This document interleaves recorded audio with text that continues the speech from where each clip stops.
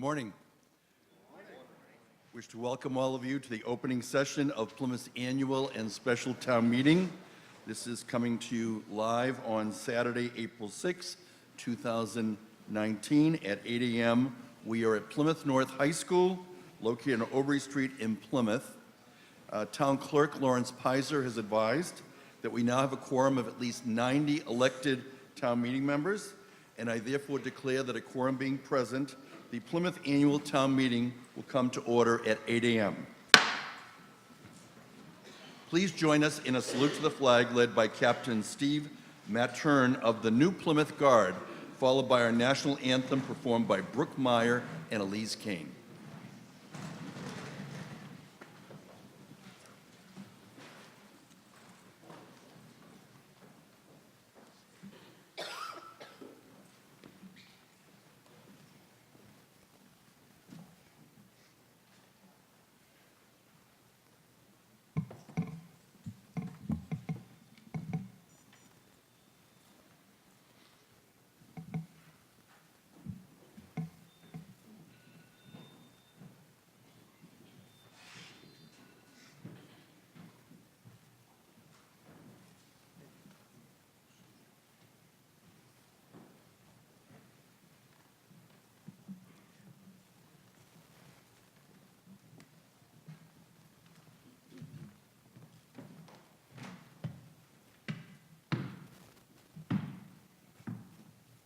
I pledge allegiance to the flag of the United States of America and to the republic for which stands one nation, under God, indivisible, with liberty and justice for all.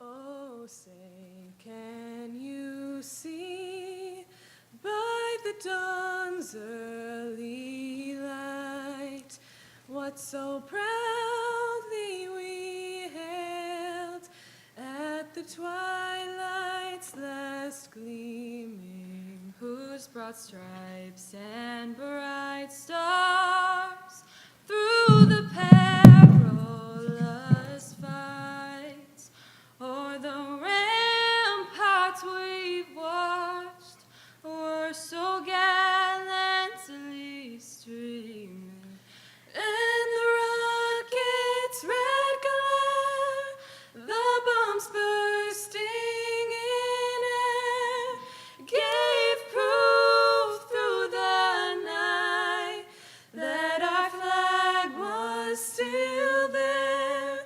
Oh, say does that star-spangled banner yet wave o'er the land of the free and the home of the brave?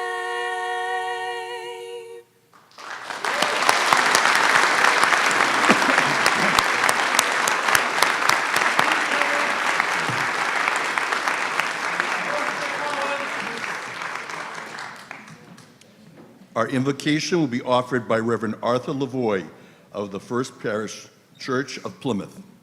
Reverend Lavoie.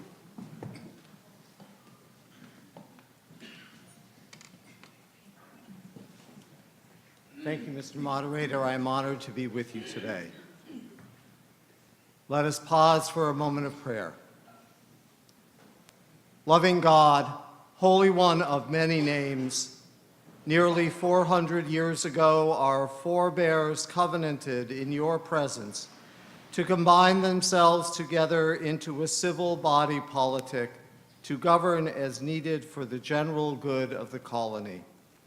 That legacy and tradition continues today as this body gathers to enact the business of this community.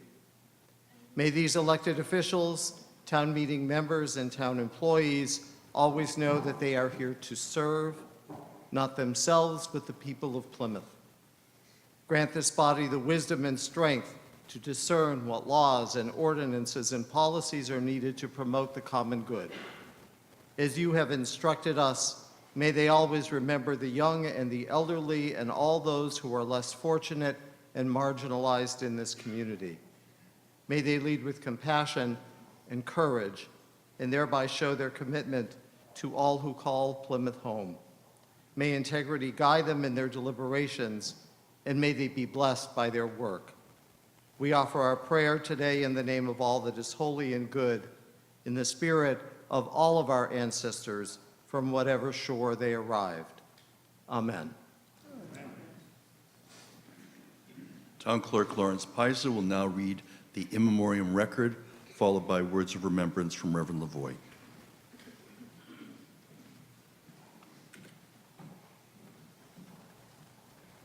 These people died during the year 2018. Bradford P. Bartlett, Cemetery Superintendent. Samuel B. Bartlett, Community Preservation Committee. Andrew J. Collis, Town Clerk, Town Treasurer. Edward DeRusso II, DPW Maintenance. Richard J. Diodato, Police Officer. Leonard Ewart, Teacher. Agnes Fernandez, Poll Worker. Daniel Finn, Poll Worker. Charlotte Gavoni, Fire Department Secretary. Charles Grippin, Custodian.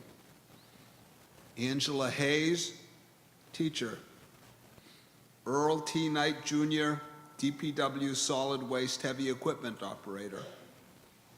Martin Kemple, Principal. Irene Lagambina, Cafeteria Worker. Arthur J. Lane Jr., Fire Department Mechanic. George B. Madsen Jr., Police Chief. Frank Marino, Teacher. David S. Moreland, Town Meeting Representative. David A. Neary, Schoolmaster Plumber. Harold O'Neill, DPW Highway. Mary Ann Odell, Library Literacy Coordinator. Ann Perskenis, Teacher. Mary Alice Post, Teacher. Robert J. Reynolds, Custodian. Richard Silva, Assistant Superintendent. Paul Stafford, Firefighter. Robert Turner, Police Officer. Charles R. Warnick III, Police Detective. Cindy Youngman, Teacher. Recently, we have lost two of our Plymouth citizens who demonstrated that people could come to our town, fall in love with it, and bless it with their talent. Bill Burke was a town meeting representative for over 4 decades. Ken Bukes was the chairman of the planning board. We remember them fondly.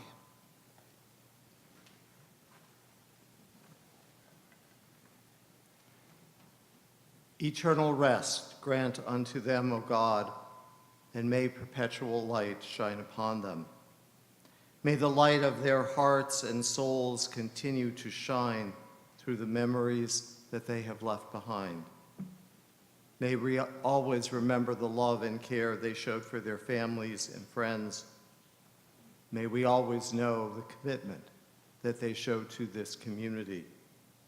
May their souls and the souls of all the faithful departed rest in peace and dwell forever in the heart of God. Amen. Please be seated.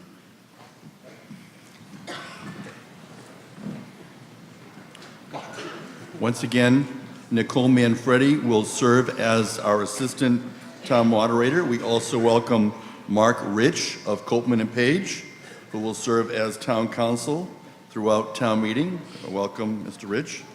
And at this time, I'd like to welcome Senator Vinnie DiMacedo, who is here, joined by Representative Matthew Muratori, Representative Kathleen Lenatra, and Senator DiMacedo will now address town meeting with his annual State of the State address. Welcome, Senator DiMacedo.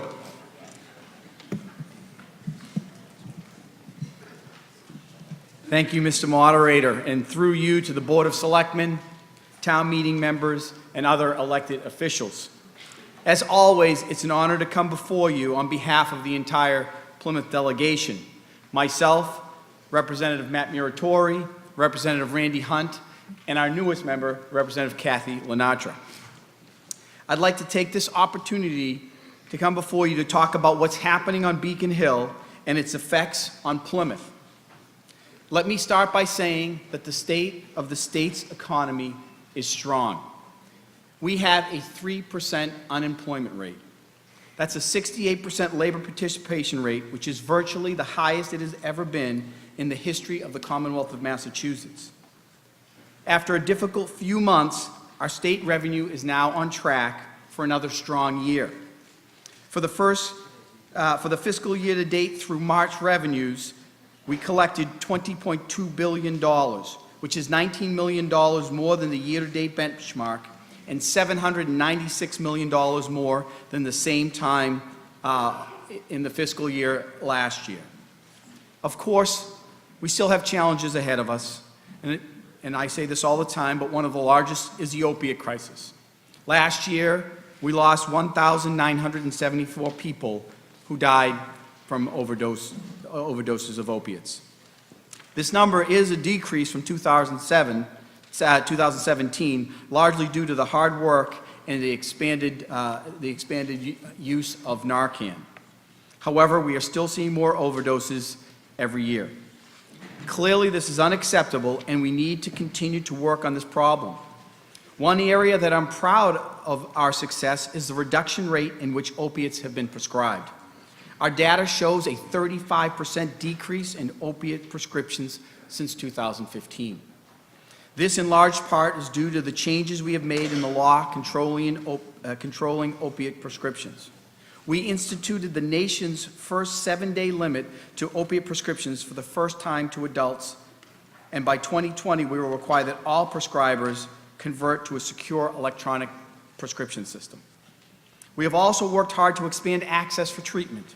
Since 2015, we have doubled spending to address the opiate crisis and added more than 1,200 treatment beds, including 768 adult substance use treatment beds at different treatment levels, and certified more than 168 sober homes, accounting for an additional 2,242 beds. Unfortunately, even as we work on these issues, the problem is ever-changing. Fentanyl is now the primary drug responsible for these overdose deaths. The governor has filed legislation seeking $5 million to support a regional, multi-agency approach to fentanyl interdiction and crime displacement by the Massachusetts Municipal Police Departments. One of our other challenges is the upcoming closure of the Pilgrim Nuclear Power Plant. Pilgrim will be the first commercial nuclear power station decommissioned in the Commonwealth, so it has been vital that we are able to gather as much information as possible about this process. 18 months ago, the legislature created the Nuclear Decommissioning Citizens Advisory Panel to ensure that this community would have a voice at the closure process. We are proud of the hard work that the panel has done by working with experts and local officials to identify the potential problems and areas that we can address at the state level. Through their diligence, we were able to create an interagency working group to make sure that the state agencies are working together toward the common goal. The NDCAP also highlighted issues of future usability of this valuable parcel of land. Their input resulted in DPH working to secure a post-cleanup radiation standard that is much lower than that is required by the NRC. Last year, we also appropriated $100,000 so the NDCAP could bring in more experts and expand its work on your behalf. This year, we plan to continue these efforts and have filed legislation to ensure that no matter who owns Pilgrim, our community and the Commonwealth will not be stuck footing the bill of the whole decommissioning process. Locally, the Baker administration has invested in our economic future. As I'm sure you remember last year, Representative Muratori told you how much the Commonwealth has invested in making sure that Plymouth 2020 is a success, including $4.8 million for the recently completed Plymouth Airport Administration Building, $2 million for the MassWorks grant to revitalize the T-Wharf, $3.1 million to upgrade to Pilgrim Memorial State Park along the Plymouth waterfront, a $1 million grant for the new marine facilities, which included transient boaters, boater facilities, public restrooms, and harbor master staff, $2 million dredging grant for the state, along with a federal investment of $13.5 million for dredging project to allow for larger cruise vessels to enter Plymouth Harbor, and $2.5 million in matching funds from the town, which will complete the investment in this important dredging process. If it's all done, it'll be a total of $19 million that we have invested in dredging this harbor, which has not been done for over 50 years. This is clearly going to open up Plymouth's maritime business and Plymouth Harbor for years to come and have huge economic implications for our downtown business climate. Since 2012, our legislative delegation has appropriated $1.3 million in direct funding for Plymouth 400 to facilitate the planning and fundraising for this 2020 celebration. We plan to appropriate an additional $750,000 in each of the next 2 years to help with the 7 planned events of the 2020 commemoration. This will bring the Commonwealth's direct funding to just under $3 million. And we've also been fortunate to receive grant funding for developments in our community. Following the adoption of the 40R Smart Growth Zoning in 2007, a $2 million MassWorks in growth in 2007, a $2 million MassWorks at Cottage Park, the first phase of this revitalization effort will result in 150 units of housing and 20,000 square feet of retail space on North Plymouth's waterfront.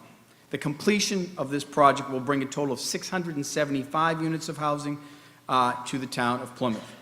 In South Plymouth, we received a $1 million MassWorks Infrastructure Program grant facilitating the reconstruction of Wareham Road. The MassWorks funds will extend utilities along Wareham Road that service Red Brook. Wareham Road will also connect Routes 3 and 24 as planned improvements will improve traffic flow and increase pedestrian safety. This MassWorks improvement will unlock $67.2 million in investment and add 80 townhomes and 184 apartments. At full build-out, Red Brook will include 1,150 homes. I'm proud of the accomplishments on behalf of the town of we have made on behalf of the town of Plymouth, working with you, the town meeting members, to make this community one of the most desirable places in the Commonwealth to live.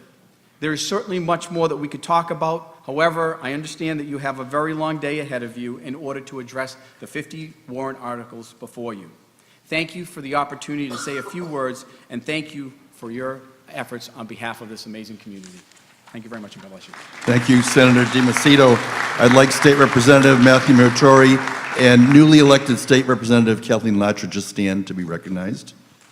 And welcome. Thank you for the support of our legislative delegation. At this time, Kenneth Tavares, Chair of the Board of Selectmen, will deliver the annual State of the Town message. Welcome, Chairman Tavares. Thank you. Mr. Moderator, town meeting members, fellow citizens, good morning. The great thing in this world is not so much where we are, but in what direction we are moving. These are wise words from Oliver Wendell Holmes for the start of this annual town meeting and our town as a whole.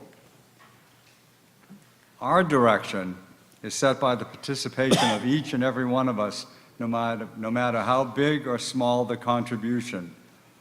Plymouth is fortunate to have a wealth of volunteers in every part of our community life, be it schools, government, houses of worship, sports, and our nonprofit organizations.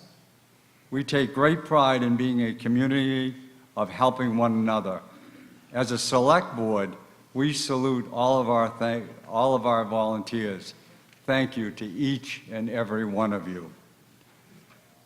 Recently, in a couple of conversations, citizens of our town conveyed to me that they had attended meetings in 2 other Massachusetts communities and were shocked by how the participants treated one another.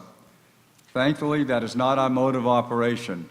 We conduct our affairs with a great deal of civility. We can argue and debate and still remain cordial when a decision is reached. And if in this body it doesn't happen, Ken Howe moves the question. Having a bad day happens to all of us. Take a walk in one of our villages, Manamet, Cedarville, North, South, West, Plymouth.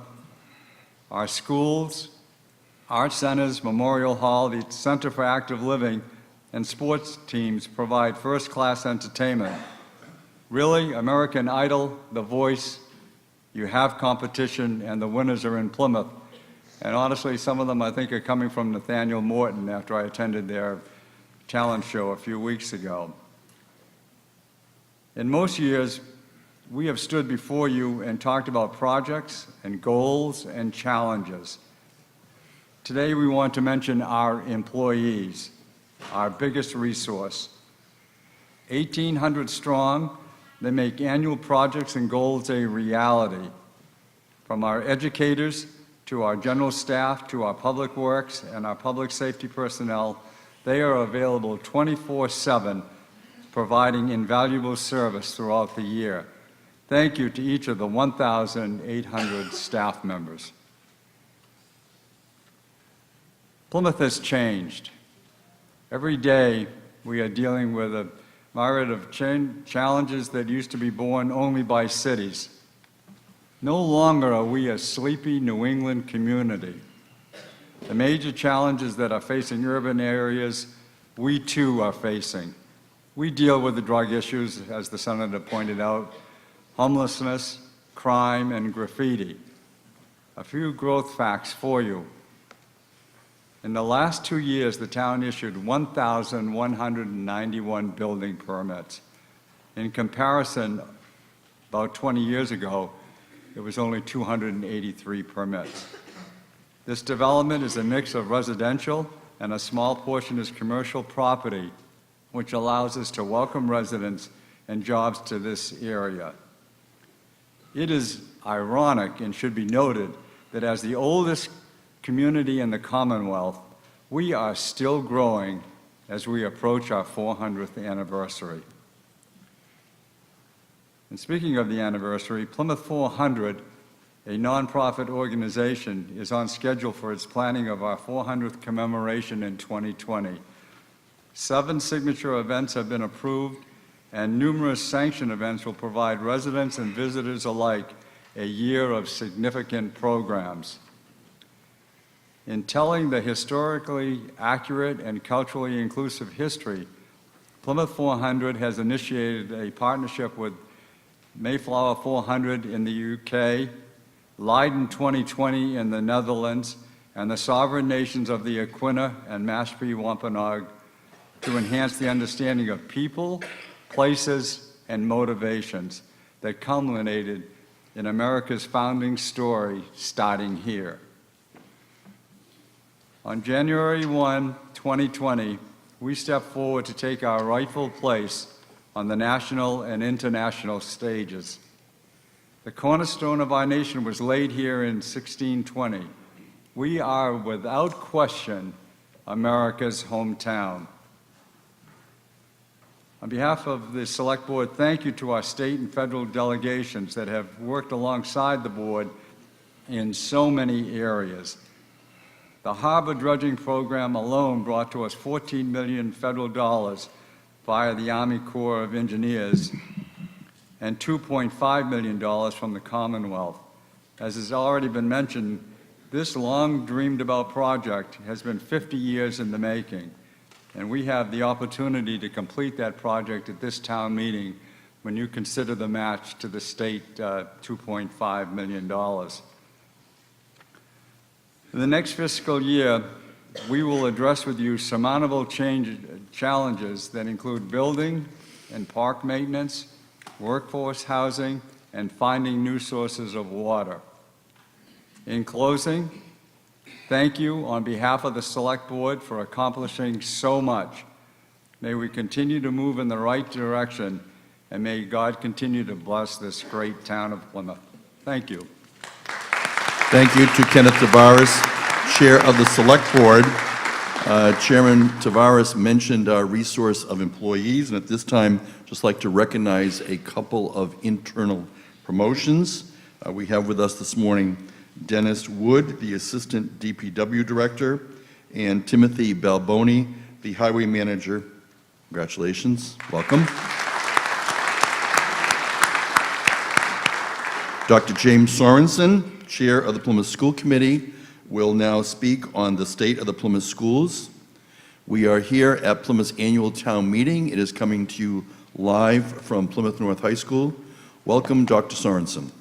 Thank you very much, Mr. Moderator. Good morning, everybody. I'll just take a couple of minutes of your time. I think what I'd like to do today is sort of introduce you to parts of the school educational community that are not so obvious, that are sort of a little behind the scenes, sort of the hidden details that I think you all need to know about because you have to vote on our budget. And we all know that the school department budget is a huge part of the costs, the taxpayers' costs in Plymouth. So how do we get to have such a huge part? Well, let me say this to you. There are 405 school districts in Massachusetts. If we were to rank those school districts from the highest student enrollment to the least, obviously Boston will come up top with approximately 50,000 students. So think for a moment, in that list of 405, where would Plymouth lie? Some people say to me, well, perhaps around 100. Well, actually, we're 17th. They're only ahead of us 5 of the big cities and some other communities. So to be 17th, I mean, there's a lot of students involved in the 17th largest school district in the Commonwealth. And that's why the budget sort of reaches that part, that height. Think about, for a minute, the geography of the town. You know, we run every day 71 buses. Of those 71 buses, the average mileage per day on that bus, 62 miles. So if you multiply 71 by 62 by 180 days, we're paying for a lot of miles. The bus contract is a huge piece of our budget. And we have to provide buses for the charter school. So we have bus runs that run for them as well. So people say to me, you know, the enrollment is dropping, so why isn't the budget dropping? It is true, and if you look on page, I think it's page 15 in your book there, your budget book, this book here, you'll see that we have lost about 850 students over 10 years. Our current number is, what, 7529, something like that. But the thing that's happening at the same time is that as the enrollment goes down, the students' needs go up. And I'll talk more about that in a couple of minutes, because everywhere you go today, you hear about educators and administrators and school committees and national conferences talking about the social, emotional of the needs of the kids. We'll touch that in a second. Let me say this. Now, this has nothing to do with the budget, but it sort of puts it in perspective. Our food services program is not in the budget because it's completely self-funded. But I want to tell you that we track those numbers as well. And we serve just under 1 million meals in a school year. And that number is going up. And what's really going up is the breakfast program. Because students, as you know, many of our kids don't like to eat in the morning. By the time they get to school, they're hungry, so they're finding their way into the breakfast program. We also provide 25,000 meals during the summer. Drop-in centers for some free meals, for example, Hedge. If you live in the community and you drop in for a sandwich at lunchtime, that's a free sandwich for the people who live in that community. So our food services program is getting quite a good recognition. Let me talk about the nurses for a second. It's almost hard to fathom. In 1 month, our nurses get 9,000 nurse office visits. Of that 9,000, fortunately, the kids don't like this, but 95% of them end up going back to class. But 9,000, that's a lot of visits to an office. And the nurses have these other huge responsibilities. We have 225 students with life-threatening food allergies right now in our buildings. We have 25 type 1 diabetics. So our nurses give out prescriptive medications every day, 205 dosages of prescriptive medicine. So the nurse's office, something we never hear about, we have to provide, that has to be in our budget. And it's very necessary. Yesterday we had an ambulance go to, I forgot what school it was, but the child was having a very severe asthma attack, and the nurse called for the nurse called for the ambulance. Let me go back to the social and emotional needs, and I won't say much about it, other than to tell you that we all know this. Those students get off the bus in the morning, they walk into the building, some of them are terribly depressed, some of them are very angry, some of them are extremely anxious, some of them don't want to interact with people. They show up in the morning. We have to help those students. And we have to have the services in the building to help those students. And as I said before, you go to a National School Board conference, you see conference after conference, workshop after workshop on how to meet those needs, because they're huge all over the country. You'll see on page 22 of your book, we employ 1,271 people, and that number's been pretty consistent over the years. Now, let's talk a moment about per pupil expenditures, all right, because you can look that up. It's in your book on 17 as well, on page 17 as well. I hope I'm not in a minority when I express this next opinion, but I want to tell you that, as you can see from page 17, that we have finally come over the state average on per pupil expenditure. We used to be below the state average. I am, and I hope you are, proud of the fact that we're offering an education better than the state average in terms of per pupil. And by the way, if you were to rank the top 100 school districts in Massachusetts based on student enrollment, and then see where does Plymouth fall in terms of per pupil expenditure, within the top 100, we come in at number 22. So we're in a good spot right now. We're building a quality program. And, our work, your work, as it comes to public education, is never done. We can always get better and better and better. And let me say a couple of things about getting better. I can tell you that, take Manomet Elementary School, for example. Manomet Elementary School, for the last 15 years, has scored in the top 15% in science and technology on the MCAS scores. And one year, they were within the top 2%. So that's quality education. And by the way, sometimes the money follows the scores. We just got a major grant for science and technology for Manomet Elementary School. Just came in this week. Global education. We know how important global education is. It's a global society. Within the next few months, we already have 3, we will have 4 student exchange programs with 4 different countries. And by the way, when we announce and these children pay for themselves, they raise the money, their families come up with the money, the demand is really high. We have to turn kids down when we announce the possibility of an exchange program with a European or Eastern country. We partner with Beth Israel. We have our students in the dietary program, the surgical services, pre-admission testing, pain management, so our students can get a work-to-school program going. That's quality education, folks. And these students are in our biomedical program. We have a biomedical program at North and a biomedical program at South, and the demand is high. The waiting list is huge. And, by the way, the biomedical program is now, I think it's maybe 4 years in, it's getting state recognition, and I expect national recognition pretty soon. You've heard this before, robotics, educational TV has received national awards. So we have built quality, and we continue to build quality. One you don't hear much about, we offer 23 advanced placement offers. I think it's 23 or close to that, advanced placement, and all those children take tests. Now, advanced placement is a nationally recognized program that you have to meet specific criteria to be in the course what's taught in the course, and the test. But I don't want to tell you about that. I want to tell you that we have teachers in our district who are asked by advanced placement to be test readers, to grade tests. That certainly is an allocate. What's that word? A-C-C-L-O-A-D-E. I'll forget. That word, whatever it is. Okay, let me say something about our graduates and then I'll wrap up. We have a responsibility of putting children on the right path. It's important that they stay on that path, we believe, as educators. So we tracked the class of 2017 from Plymouth South High School to see where they are 2 years later.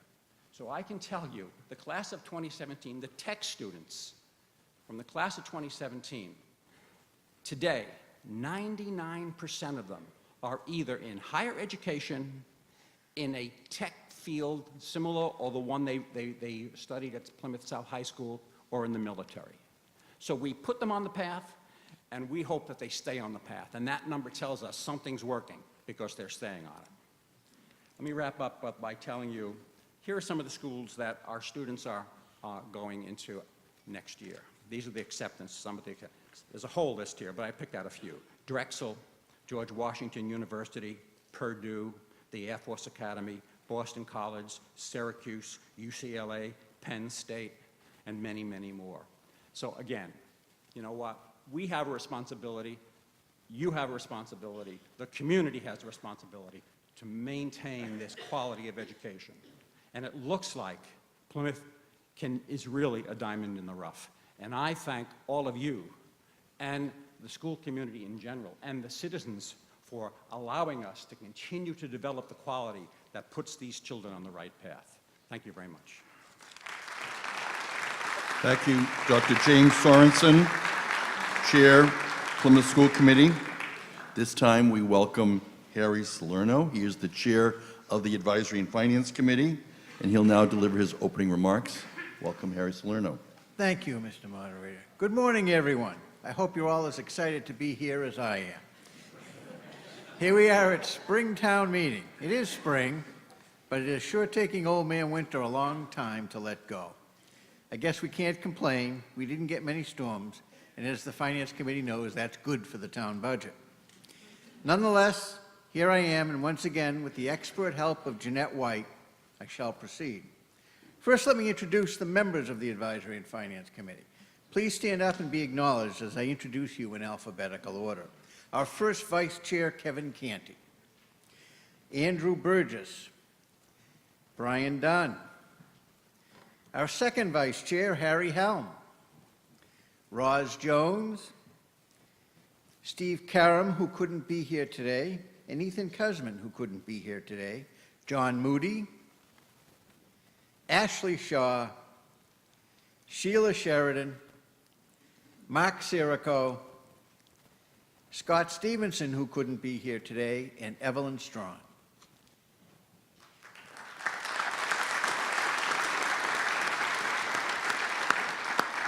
Thank you all for the work you have done. Our committee, like all those involved in this process, is made up of volunteers pouring their time into the finances and other matters that come before town meeting. This group gives up a great deal of time and effort to review each of these articles in some depth. We all know success in every effort is in the preparation for the event. This is especially true for town meeting. Thank you once again. People have continued to express a desire to get involved, some feeling the pinch of rising taxes, others motivated for political and other reasons.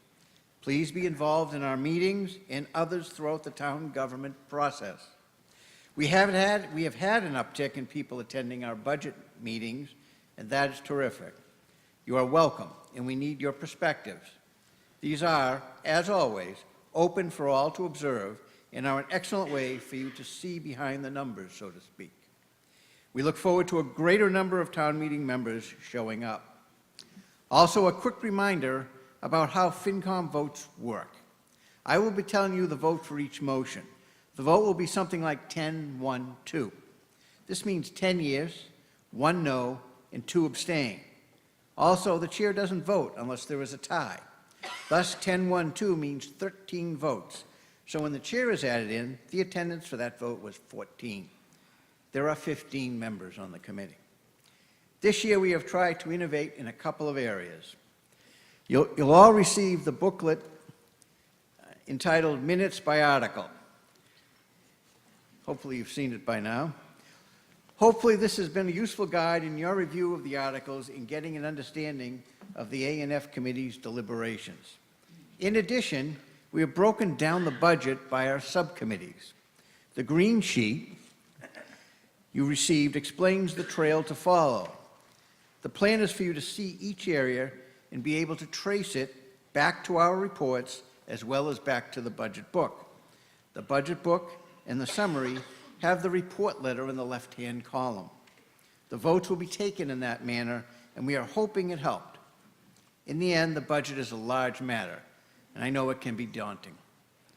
We have included some additional material in the front of the budget book, which is, again, this book, as well. I hope it helps and addresses questions that we have been asked from time to time. As always, we have Jeanette White, Lynn Barrett, and the staff at Town Hall to thank for the production of the materials before you. To the extent they are helpful, thank them. All errors and inadequacies belong to me. This will be my last town meeting as chair and member of the Advisory and Finance Committee. It has been a great pleasure to have served you, and I'm honored by the trust you have placed in me. Mr. Moderator. Thank you, Harry Salerno, Chair of the Advisory and Finance Committee. We are reminded that we are prohibited from the use of any tobacco products within the school buildings, the school facilities, or on the school grounds. Keith Larson is the police officer on duty for this session of town meeting, and there are written materials at the sign-in table. Again, I'd like to review them with you. First, we have the report and recommendations of the Advisory and Finance Committee, and that is for the spring special town meeting, which we will be doing first. We then have the report and recommendations of the Advisory and Finance Committee for the annual town meeting. You also have the proposed operating budget materials, and the Community Preservation Committee has also provided us with materials. Now, this morning, you received a supplement to the report and recommendations of the Advisory and Finance Committee for the spring special town meeting. And in keeping with my past practice, we have been providing you with the written motions that are coming before town meeting. And I would tell you that there are no motions that are coming before you in print unless I have reviewed them and approved them. A number of them have been changed, and this was printed by Jeanette White prior to the town meeting beginning on Thursday. So there were a few things that did not appear in this because there were some town meeting members who contacted me later on Thursday. Again, I want to thank people who do contact me in advance. I want to encourage you to not wait until the day or two before town meeting in order that you can be in the printed materials. But we do have a supplementary sheet with additional motions. You should have this for both Article 7 in the special as well as Article 7A in the annual.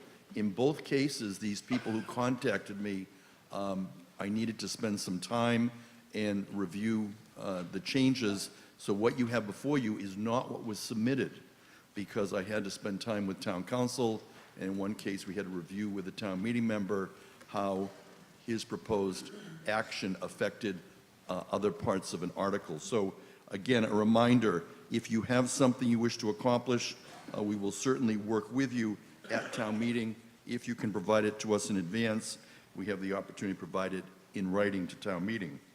The town clerk keeps a record of attendance according to our town charter, and also according to our town charter, any representative town meeting member who cannot attend a session shall provide written notice to the town clerk so that anyone wishing to inquire as to reasons given for town meeting absence can check with the town clerk. Also, pursuant to our charter, representative town meeting members shall notify the town clerk in advance, in writing, prior to town meeting, as to any articles that give rise to a financial conflict of interest. You're reminded that any Plymouth resident, any taxpayer, can speak on any matter. I do have a request for a non-resident to speak on a matter. Non-residents may participate with the consent of town meeting, and we are reminded that in addition to those present in the room, we do have a live cable audience today on PAC TV. So it's requested that if you raise your hand, and once you've been recognized, use one of the microphones that have been provided, and identify yourself. Town meeting members, officials, you're encouraged to identify yourselves by precinct or by title, since some of the members of our cable audience tune in from time to time. The members of the Select Board are seated in the front row, and again, you've been introduced to the Advisory and Finance Committee, and they're seated in the front rows to my right. Those who wish to present on an article are encouraged to come down front at the start of the reading of the article, sit in the front rows to my left, where you see Representative Muratori. In addition, if you anticipate that you may be answering questions on articles, it's requested that you move close to a microphone at the start of the article. And if you're called as a speaker on deck, please move to the microphone once your name has been announced. We will be using our electronic voting system once again, and at this time I invite our Assistant Moderator, Nicole Manfredi, who will give a few instructions regarding the electronic voting. Nicole Manfredi. Good morning. I apologize. My fourth graders have given me yet another bout of bronchitis, so I'll be coughing through this meeting. So this morning you received an informational sheet when you picked up your voting device, which is new. Please take the time to review it, even if you're familiar with the device. If you have any questions about the operation, please see myself or Dan at the technician table. All of the devices are fully charged, and each one was tested yesterday afternoon, so they are all in working order. We don't expect any issues. However, if you notice that your vote has not been recorded or it's been recorded incorrectly, I would ask you to please stand immediately, and we'll address it at that time. A glitch that we seem to be having frequently is please wait till the green light is on before you vote, or your vote will not be recorded. If at any point throughout the day you have a question or you have a problem with your device, you can kind of flag me down, or you can approach the technician table and chat with Dan. Thanks. Thank you. And again, for those of you who are watching, the technician table is to my left on the stage. Now, town meeting members, you're reminded that for a voice vote, if it is questioned, 7 town meeting members rise to question the voice vote, and you don't need to be formally recognized in order to question the voice vote. Just stand up and we'll recognize 7 town meeting members. And then, if we do have 7, we will then proceed immediately to an electronic roll call vote. There are tellers available throughout the meeting. If you have special needs or a concern for which you don't wish to interrupt the meeting with a point of order, you could speak to one of the tellers, who could then communicate to me through the clerk. And we ask that cell phone sounds be turned off, and that you consider keeping texting to a minimum in order to avoid distraction to others.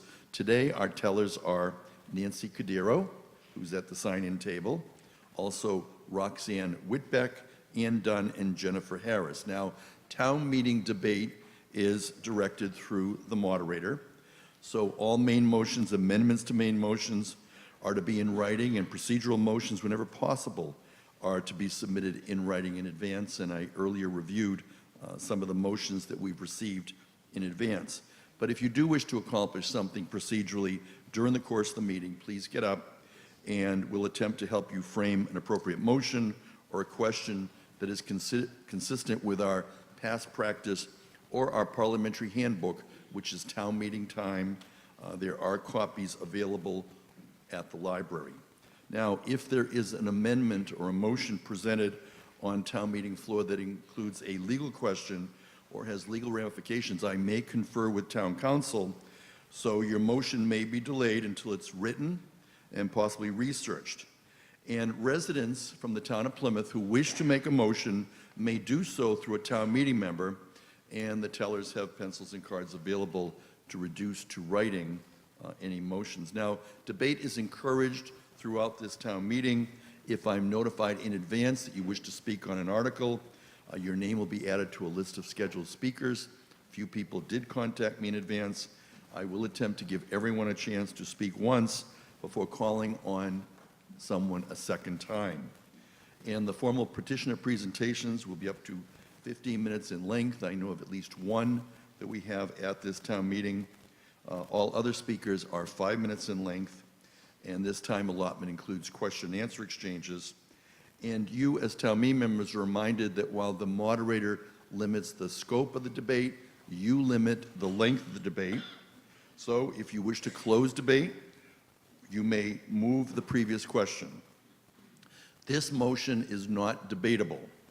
It requires a 2/3 vote. As assistant moderator, Nicole Manfredi and I will be presiding throughout this town meeting. We don't intend to become directly involved in the substantive discussion, but we will be serving as procedural facilitators to our legislative body. We'll try to be consistent, try to follow common sense. Now, on some substantive motions, we may receive the motion to fix the method of voting by roll call vote if it's not required by our charter. And the charter is also available online, and we have printed copies as well. The motion to fix the method of voting is a majority vote, except in the case of a secret ballot, which would be a 2/3 vote. Electronic votes will not be required for motions requiring a 2/3 vote unless I am in doubt. And a motion to change the order of the articles would be a 2/3 vote. I do not have any such motion at this time. You're reminded that a town meeting member who votes on the prevailing side of a motion may then later move to reconsider the motion. We will recess within 2 hours from the start of this meeting. And today, the Plymouth Schools Music Association will be providing refreshments during our morning recess. You are reminded that a quorum is presumed, and so we will reconvene immediately 15 minutes after the morning recess. Lunch will be served in the cafeteria at approximately noon. We'll return promptly and begin after lunch recess. There are some gluten-free items available upon request. The return of the warrant of the annual town meeting shows it's properly been served. If there are no objections, we'll waive the reading of the constable's return of service of the warrant of the annual town meeting. And further, if there are no objections, we'll waive the reading of the warrant. And we're now going to have a few motions on which we will vote electronically. And I'm going to try to take it slowly so that if there are any glitches, hopefully we can resolve them now. So the first motion that you have before you is that Mr. Salerno moves that the adjourned sessions of the annual town meeting be held on the following dates and times at Plymouth North High School: Monday, April 8, Tuesday, April 9, Wednesday, April 10, all at 7 p.m. Any discussion on this motion? If not, as you heard from Nicole Manfredi, when the green light goes on, please vote. And the green light is on. Please vote. Once the voting concludes, you will then have time in which, usually for the technicians, we show the time on the screen. So if we could do that, thank you. So we're showing now 14 seconds, 13. We're counting down. We see that 111 of the 135 town meeting members have voted, and we're waiting to complete this. And at this time, we've completed the voting. 115 town meeting members have voted. Please look to see if your vote was properly recorded. As we display and show this is not for the motion to reduce the lunch break. This is for the adjourned sessions. And we'd now like to show on the screen the vote per precinct. I believe we do it in precinct groups. This passed, we're told, and now we're going to display on the monitor the votes. And town meeting members will then check to see, begin with precincts 1, 2, and 3, and you'll see that we have all greens showing. The whites are for people who failed to vote. And again, we're scrolling through precincts 7, 8, and 9. We have 2 abstentions in precinct 12. Please see that your votes have been properly recorded. And we now will conclude with the final three precincts, which are to be shown momentarily as we continue to watch precincts 10, 11, and 12. We're waiting for precincts 13, 14, and 15 to be, and there they are. All green, it passes. And we also would be showing the quantum of vote. So how many voted in favor and how many abstained? 113 in favor, no in opposition, 2 abstentions. We'll try one more time. We now have Michael Babini, who moves to reduce the duration of the lunch recess from 1 hour to 45 minutes. We will clear the screen for the previous vote, and we will begin voting when the green light goes on, and the green light is now on. We'll now simultaneously with the green light show the seconds that town meeting members have to vote. So if the technicians could do that, town meeting members know we're looking, on the technicians, we're looking for the seconds available for town meeting to vote. Because the green light is on, we begin with the 20 seconds and we show them counting down. And we're waiting, and we will determine whether or not town meeting has voted to reduce the session. This is Plymouth Town Meeting. It's coming to you live from Plymouth North High School on April 6th. We began at 8 a.m. Mr. Costello, do you have a point of order? I have a point of order, yes, Mr. Moderator. I was wondering if you could take a moment where we've had problems in the past. Could you introduce the electronic voting crew, point them out to us so we know who to speak to and who's in charge this morning? Yes, I'll have Nicole and Freddie introduce them. So as I mentioned earlier, Dan is the technician that you want to speak to. I saw him in the hall. Could you Oh, point, he's could you point Dan out? right there. And the table, either visit him or the technician table is right over in the corner. All right, and can we anticipate they'll be a little smoother as we work out the bugs here this morning? So Dan is over here by the teller table, and he's available to you. So I'm going to ask the electronic voting crew if we can once again begin on the vote of this motion to reduce the duration of the lunch recess. And what we would want to do is turn off the green light for a moment, and we'll get ready to take the vote. And at the time the green light goes on, town meeting would see on the display the 20 seconds being counted down. And so as soon as you are ready to vote, the green light is on, but we don't have the 20 seconds showing simultaneously. So could we turn off the green light again and then have it come on with the 20 seconds showing simultaneously?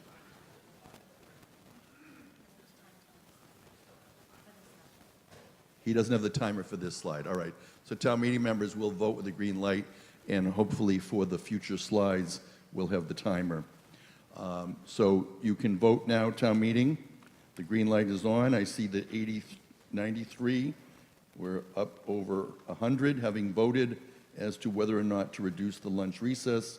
We're also using this as a practice, and the green light continues to be on. We have one less town meeting member voting this time. We have 114 of 135, and now this has passed. We will do 45 minutes, and we're showing precincts 1, 2, and 3. Now this time you see some red votes. Those are the no votes. Precincts 3, 4, 5, and 6, you see a yellow abstention along with green. Precincts 7, 8, and 9, we're showing then 10, 11, and 12. And we're followed by 13, 14, and 15.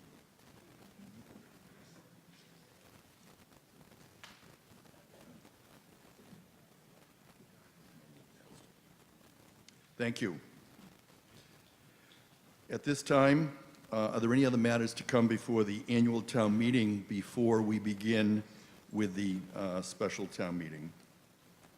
If not, Mr. Salerno moves the Plymouth Annual Spring Town Meeting be recessed until the special town meeting is adjourned or dissolved. Any discussion? We'll now take a vote. All those in favor say aye. Opposed say no. Motion carries unanimously, and the Plymouth Annual Town Meeting is recessed at 8:59 a.m. The return of the warrant of the special town meeting shows it's properly been served. If there are no objections, we'll waive the reading of the constable's return of service of the warrant of the special town meeting. And further, if there are no objections, we'll waive the reading of the warrant. Any discussion? Hearing none, we'll call for a vote. All those in favor say aye. Opposed say no. Motion carries, and that then leads us to the special town meeting warrant, which begins with Article 1, to see if the town will vote to amend the classification and compensation plans and personnel bylaw and collective bargaining agreements contained therein or take any action relative thereto. We have a motion from Mr. Salerno, and he moves that the town vote to increase the hourly rates of miscellaneous D non-union positions in accordance with a memorandum dated February 22nd, 2019, located on pages 33 to 37 in the special town meeting report and recommendations of the Advisory and Finance Committee. You have the text for the rest of this, amending the firefighters agreement and so on. It is a majority vote. Mr. Salerno. In a series of votes, with no one opposed, the details of which are in the supplement, which was handed out, the Advisory and Finance Committee recommends town meeting approve Article 1, which contains 6 separate items. The miscellaneous D non-union wage proposal of this article will establish a new wage rate chart for the miscellaneous D non-union personnel. The minimum wage law does not apply to municipalities, but the town feels that it is imperative that the town's wages increase proportionally with the state to attract qualified candidates. These employees do not receive benefits from the town, so their compensation is based solely on their hourly wage. The details of the memorandum of agreement with the firefighters proposal are summarized in that document dated February 5th, 2019, included in the article backup. This document is supported by the selectman, town manager, fire chief, IAFF union president, and the chairman of the firefighters bargaining committee. The details of the agreement with Cobra DPW are summarized in the MOA dated March 19th, 2019, included in the article backup. This agreement is supported by the selectman, town manager, Cobra union president, and members of the union. The details of the agreement with SEIU Local 888 are summarized in the agreement dated March 20th, 2019, included in the article backup. This agreement is supported by the selectman, town manager, SEIU union president, and members of the union. The details of the Cobra library agreement are summarized in the MOA dated March 18, 2019, included in the article backup. This agreement is supported by the selectman, town manager, Cobra library union president, and members of the negotiating committee. And finally, the details of the amended personnel bylaws agreement are summarized in the amendment dated March 27, 2019, included in the article backup. This amendment is supported by the selectman and town manager. Thank you. Thank you, Harry Salerno, Chair of the Advisory and Finance Committee. Throughout this town meeting, there are some articles on which the Board of Selectmen disagree, and we have motions to amend from the Board of Selectmen unless otherwise noted. The Board of Selectmen, Select Board are in agreement, including on this article. Further discussion on the article? Yes, Mr. Costello, please Mr. come forward. Costello, Precinct 10. My question comes on the personnel bylaws, contract, item 6. Could I have someone from either party that negotiated explain to me item 6? Someone care to respond to a question from Alan Costello? We are debating Article 1 of the special town meeting, and we welcome Melissa Arrighi, our town manager, to this opening session of Plymouth's special town meeting. It's coming to you live from Plymouth North High School on Saturday, April 6th. We are in the first portion of the discussion of our special. Melissa Arrighi, Town Manager. Thank you very much. This is to amend the personnel bylaws to add the language about non-union police officers of any rank or grade, as well as the non-union police officers of any rank or grade to establish the medical stipend. Is that the section you're referring to? Exactly right, yes. So what this is throughout the years, fire and police are a little different than the other unions in many ways, but particularly in terms of stipends that carry with them as they work their way up in the ranks. So what we found is that as your police officers and firefighters move from rank and file into either superior officers, they go into lieutenant, sergeant, or even work their way up to chief, they lose some of these stipends, yet they're still doing many of these tasks. So it doesn't seem to make sense that they would actually lose different benefits as they work their way up. Okay, to that point, how does this language differ from an article this body voted down 2 years ago? This is the one that you voted down 2 years ago. We've brought it back before you because it continues to be a problem. The employees, as they raise through the ranks, compensated in another way because of their promotions? Well, the compensation pay, of course, is different as you work your way up, but the stipend and the work that you do and the task that's affiliated with the stipend remains. All right, based on the town meeting turning this down 2 seasons ago, can I make an amendment at this time regarding only this one contract? And I have it in a written form for town council to review. Why don't you read your motion? I'd like to take at this time to separate personnel bylaws out of Article 1 and have it voted separately. So we can do that. So you'd like the personnel bylaws voted separately, each one? I'd like to remove the personnel bylaw, 1 of 6, I believe, that are being taken up in Article 1, Okay. and have it voted on its own merit. And the other 5 can go through as one. Okay. So do you have that one in which you want it to be treated separately? I believe the title is Personnel Bylaw. Personnel bylaw. So he's moving to divide the question on the main motion and have personnel bylaw voted separately, okay? I'm going to ask, do you have a question? Someone have a question? Just the one, the personnel bylaw, and then the others will be voted separately. So it's a motion to divide the question. And at this time, if there's no objection from town meeting, I will take that as a way in which we will be voting. So we will first vote on the personnel bylaw, and then we will vote on the remaining parts of Article 1 in the special. Is that how you'd like to do this? If that's Mr. the order, Costello? that's fine with me. Okay, so we'll take the personnel bylaw first. Further discussion on the personnel bylaw. Mr. Costello, do you care to be heard? Well, my discussion would be that, number one, we've seen this language in the last 2 years. Town meeting as a group, we voted it down.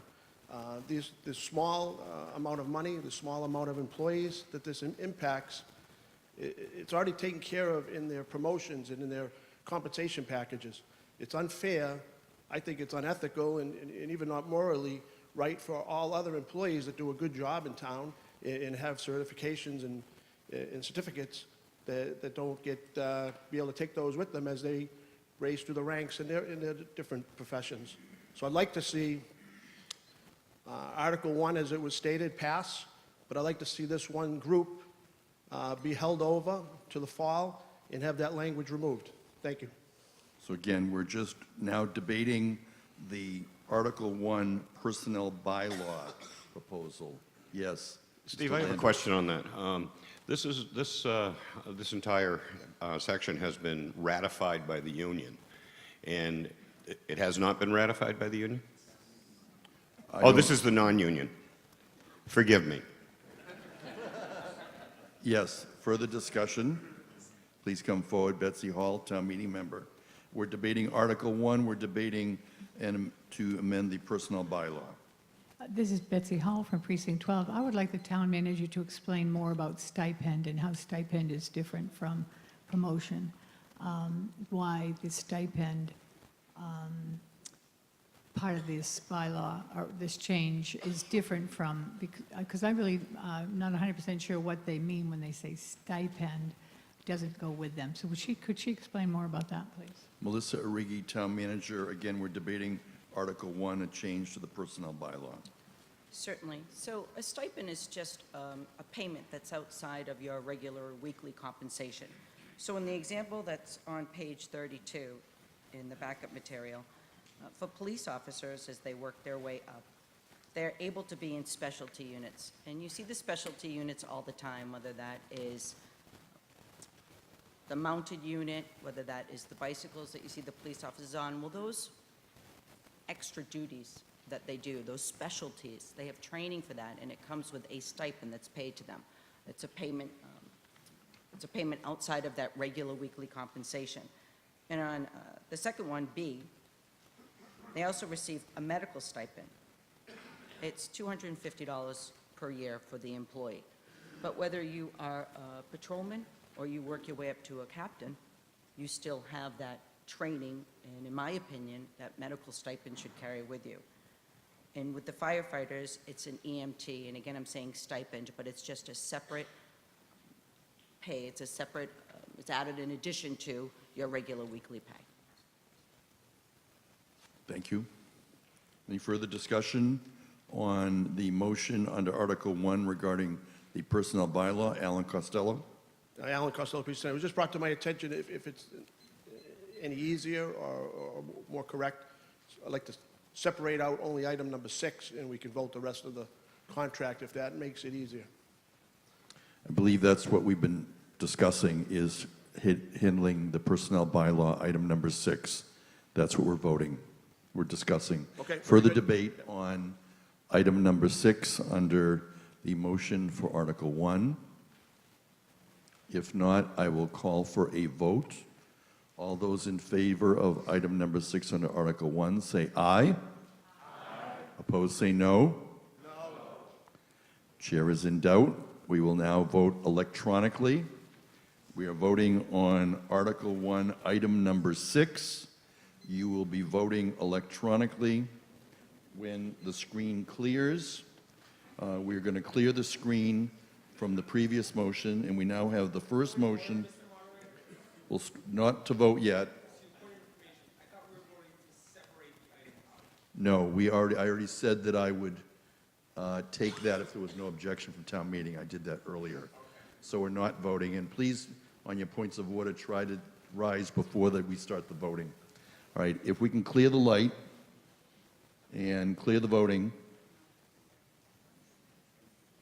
Okay, so now we are only voting on Article 1, Item 6.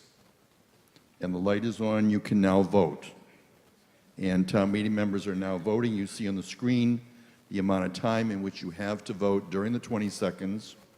We are counting down, we're down to 12 seconds.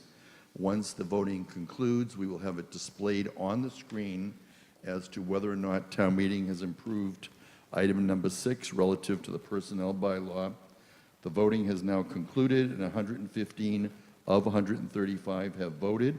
It does pass. It's a majority vote, and you'll now see precincts 1, 2, and 3 are displayed, and we will continue to display the precincts. We are now, we didn't see 4, 5, and 6, but we are seeing 7, 8, and 9, and we will come back to them, and we'll make sure that they are displayed so that you can check to make sure that your vote was properly recorded. This is Plymouth's annual special town meeting coming to you. Precincts 10, 11, and 12 are now shown, and we have a total vote of 78 yes, 33 no, 4 abstentions. That is a majority vote. It does pass.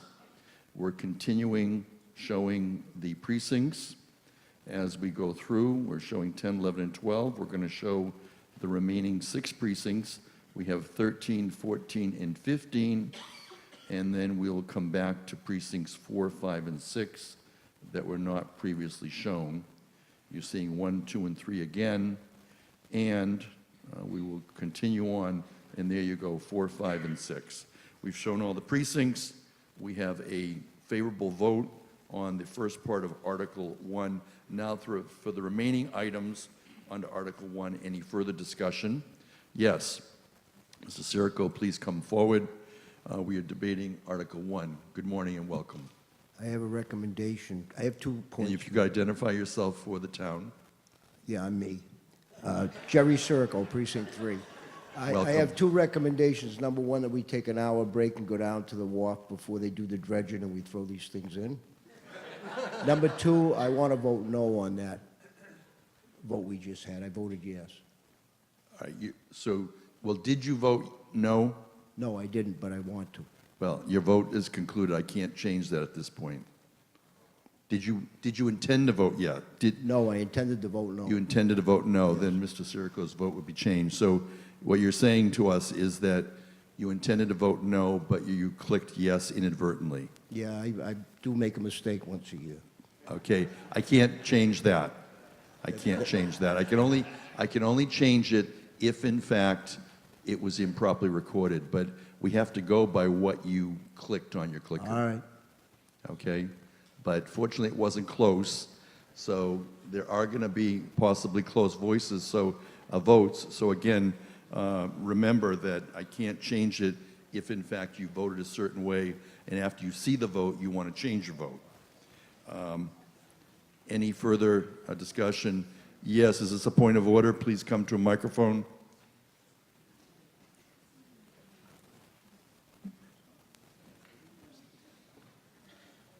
Mr. Moderator, Neville, I'm Precinct Peter 10. Neville. I'm from Precinct 10, and I've already broken the rule of not getting up this morning, but here I am. I am confused by the last vote. I voted yes to support Mr. Costello's motion to separate item 6 of the bylaw changes from the motions of Article 1. And I voted to support his motion to exclude the language on stipends in Section 6. So you misunderstood the vote because, Was I alone? well, again, I believe we had a point of order from a town meeting member, and I again changed the vote, and I explained to this town meeting member coming before us that you were not doing a procedural vote. I had accepted Mr. Costello's request to divide the question, which I can do as moderator, and therefore I jumped to the discussion and then the vote on item 6. So there was no need for any of you to vote on whether to divide the question. I thought that was a reasonable request. I accepted it, and I therefore announced that to town meeting. Yes, please identify yourself. Thank you, Mr. Moderator. Brendan Brady, Precinct 10. I voted on the prevailing side. I move to reconsider in the interest of clarity for the body. Okay. So we have a motion to reconsider. He voted on the prevailing side. Any further discussion on whether to reconsider? And we're reconsidering our earlier vote. I'll now take a vote on whether to reconsider. It is a procedural vote. All those in favor say aye. Aye. Opposed say no. The motion carries, a voice vote. We will now continue to have discussion on the motion. Any further discussion on the motion?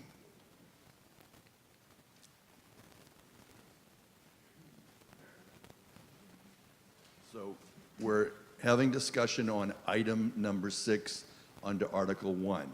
Is there anyone who cares to be heard on whether to support or oppose item 6, or whether you have questions? Mr. Withington, Precinct 5. Yes, Mr. Withington, Precinct 5. What is the vote for an affirmative in this motion, and what does the vote in the negative produce? So that everybody is clear, So Mr. Mr. Triffletti- Costello Yes, thank you, sir. asked us to divide it and treat these separately. So we have a main motion from the Advisory and Finance Committee. It has multiple parts. The part related to item 6, recommended by the Advisory and Finance Committee, is now before you, and you can vote it up or down. That's the Advisory and Finance Committee recommendation. Further discussion on the recommendation. So a positive vote goes with the Finance Committee, and a negative vote goes against the Finance Committee's recommendation, and to Mr. Costello's point. Is that correct? Well, again, I'm not going to speak to Mr. Costello's point. I will tell you that a positive vote is to support the recommendation, and a negative vote would be to oppose the recommendation of the Advisory Finance Committee. I'm not going to speak for Mr. Costello. Yes. Thank you for the clarity, Mr. Triffletti. I greatly appreciate it, even though I've been confused electronically this morning. Thank you. Mr. Gorsica, welcome. Thank you, Dan Gorska, Precinct 13. Maybe I'm slow this morning. When you say item number 6, are we talking about just on Article 1, personal bylaw item number 6, or are we now talking about literally in the personal bylaw, just item number 6? Because personal bylaw is the 6th item of Article 1, so I don't know what we're voting on. Are we voting on accepting the personal bylaw as item number 6, or are we just talking about item number 6 in the personal bylaw? Mr. Salerno, would you like to clarify for the Advisory and Finance Committee? No, hold on 1 second. I understand what we're asking for as an audience. I'm still unclear on what I'm voting for. You moved to vote item number 6 as a separate thing. That's great, but is item number 6 the personal bylaw as a whole, or is item number 6 that you're asking us to vote on right now, item number 6 literally in the personal bylaw that talks about these stipends? Mr. Salerno, do you want to defer to the Town Manager? I will defer to the town manager. Melissa Good Arrighi, luck. Town Manager. I just want to know what we're voting on. That's all. Understood. If you vote yes for this motion right now, you are supporting the stipend for police and fire. If you vote no, you are not supporting it. So then we're going to vote on the personal bylaw, the other matters separately. Not separately. We're going to handle them together in a separate motion. Awesome. Thank you so much for clarity. Okay, and just again, a reminder, if I receive a motion such as that made by Mr. Costello in advance to town meeting, I will have it reduced to writing so that you have it before you, which hopefully will reduce the confusion. Mr. Costello, continue. To that point, Mr. Moderator, I made some motions and I followed the procedure. This is late because this information came to us relatively late, only within the last week. So I apologize for the confusion. I have written it up this morning. My motion was a little bit different than yours, but I'll accept that. But just before you do the vote, just clarify what the town manager said. Exactly what she said is fine with me. A yes vote keeps item number 6 in that contract. A no vote would remove item number 6 from that contract, and the contract we could vote on next and refine. Is that Mr. correct? Costello, I'm not going to have you articulate Okay, then I'm sorry. that on which we're voting. Can I ask Melissa that the town Arrighi, manager repeat what Town you said? Manager, would you please respond to Mr. Costello's question? If you vote yes, you support the police and firefighter stipend. If you vote no, you do not support it. Okay, very good. Thank you very much. Further discussion? Hearing none, we are now going to once again vote on Article 1, Item 6. When the green light goes on, you will cast your vote.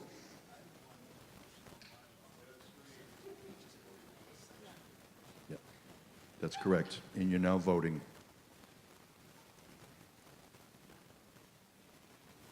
You'll see that you have the seconds ticking. We have town meeting members voting. We're down to 10 seconds, 9, 8. We have 104, 105. We have a total of 135 town meeting members. We have some absences. The voting has now concluded, and for this particular vote, we only have 108 town meeting members recorded as having voted. We will display that this passed, and we will display the quantum of vote and by precinct. You're seeing precincts 1, 2, and 3. I ask that town meeting members look to see if your vote was properly recorded. We now have precincts 4, 5, and 6, 67 having voted yes, 37 in opposition, 4 abstentions, 7, 8, and 9 are displayed on the screen, followed by 10, 11, and 12. We conclude with precincts 13, 14, and 15. And we now continue with a discussion on Article 1 for the remaining items, and town meeting members can come to the microphone. And I will recognize you, beginning with those who have not previously spoken. If you can come forward. And Amy Hine, welcome. Amy Hine, thank you. Amy Hine, Precinct 14. I voted yes. It did not record my vote. I waited for the green light. I guess since it passed, I don't know. Amy Hine, in what precinct? 14. Precinct 14, and she votes yes. Yes. Anyone else with the voting yes? Mr. Begley? Yeah, Tom Begley, Precinct 7, same thing. I voted yes. It said received, but it didn't show on the screen. And you voted yes? Voted yes. Okay, and your precinct? 7. 7. Anybody else who didn't have a proper recording? Yes. Ms. Zanaboni? Voted yes, and you're in precinct 2? Precinct 2. Anyone else who is correcting their vote? Mr. Neville? I voted no. You voted no? Doesn't show up. And it doesn't show in what precinct? 10. Precinct 10. Yes. Anyone else? Yes. Sheila Fay, Precinct 2, did not show. And it's a yes. Okay. First to back up here, Precinct 5. Edward Conroy, Precinct 5. He voted yes. Nate Siegel, Precinct 7, voted yes. And in the back of the room over here, Mark from Precinct 10 voted no. Zaslowski, and in the back here, yes. Cheryl Kingfisher, Precinct 6, voted yes. So again,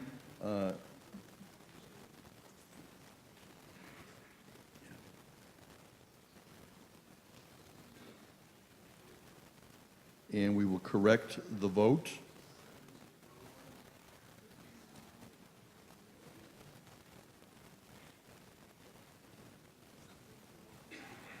"74 having voted in favor, 39 in opposition, 4 abstentions, and the motion does carry." Yes. Now, further discussion under Article 1 for the remaining items. Any debate from town meeting? We'll try another vote. We'll see how we do. As we go forward, want to clear your remotes. If there's no further discussion for the remaining main motion under Article 1, we will take a vote, and when the light goes on, you'll begin your vote. We'll clear the screen from the previous item, because we're now going to be voting on Article 1 for the remaining. And as soon as the light goes on and the screen is cleared, we'll begin that vote. This is Plymouth Town Meeting. It's coming to you live from Plymouth North High School on Saturday, April 6th. We are in the opening session of the special town meeting. We are in Article 1. We will continue until approximately another half hour, and then we'll be taking our morning recess. We're waiting for the light. The light is now on. Please vote. You're voting again on Article 1, and you're voting on the second motion, Article 1, which is for the remaining items. The light should stay on, and the time that we have in which to vote should continue to be displayed on the screen. We'll ask town meeting members to continue to vote on this Article 1 and the remaining items. All right, we're being told we're going to restart, and so clear your monitors, and we're being told that we're going to restart this vote under Article 1. This is Article 1. This is the remaining items.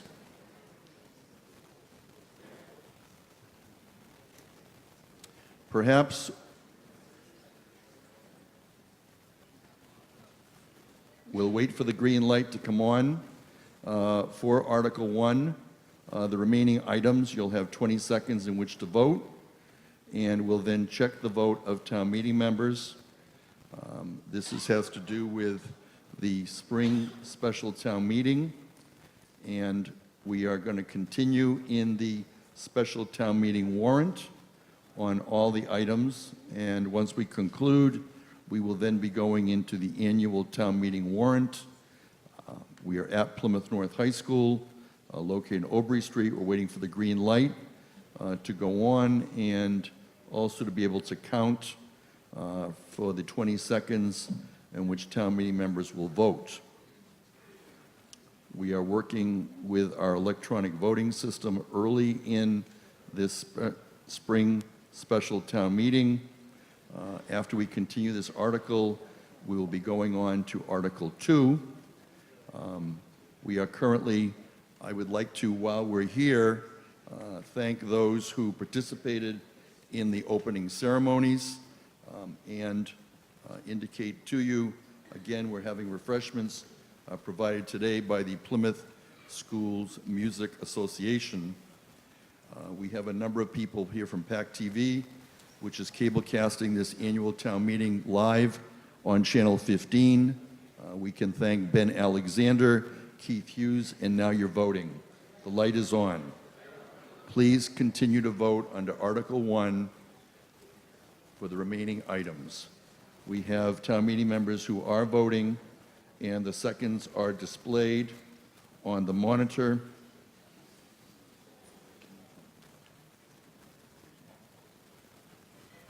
And we've now concluded the voting, 118 having voted in favor, 118 voted out of the 135. We are now waiting for the quantum of vote. This did pass, and you see beginning the display on precincts 1, 2, and 3, 104 having voted in favor, 10 voting in opposition, 4 abstentions. Please check to be sure that we're showing your vote correctly. This is for the first few precincts. We're going to continue and display the remaining precincts, precincts 4, 5, and 6, followed by the remaining precincts.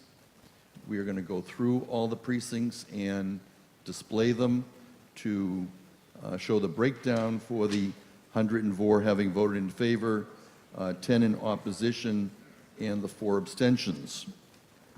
And we're seeing the total vote, and now, again, we're seeing precincts 7, 8, and 9. We'll come back to precincts 4, 5, and 6, but we're seeing 7, 8, and 9.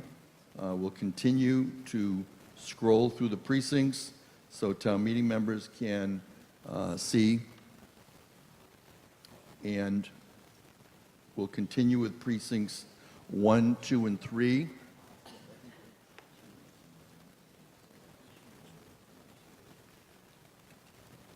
We're showing the precincts. We're waiting to see precincts 4, 5, and 6, and also remaining precincts.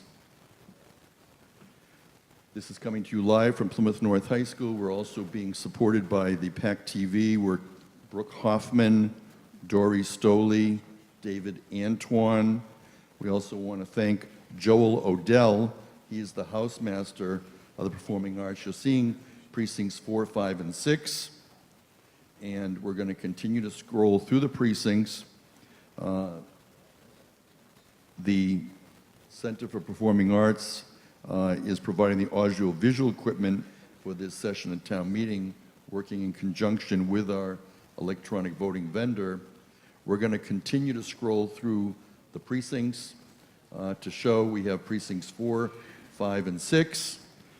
We'd also like to thank Judy Kendall and Jill Davin, who have worked behind the scenes in preparing for today.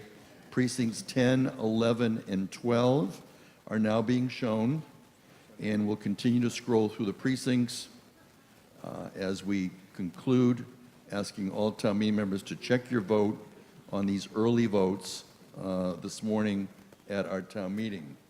And we're going to finish with the remaining 3 precincts as we go through.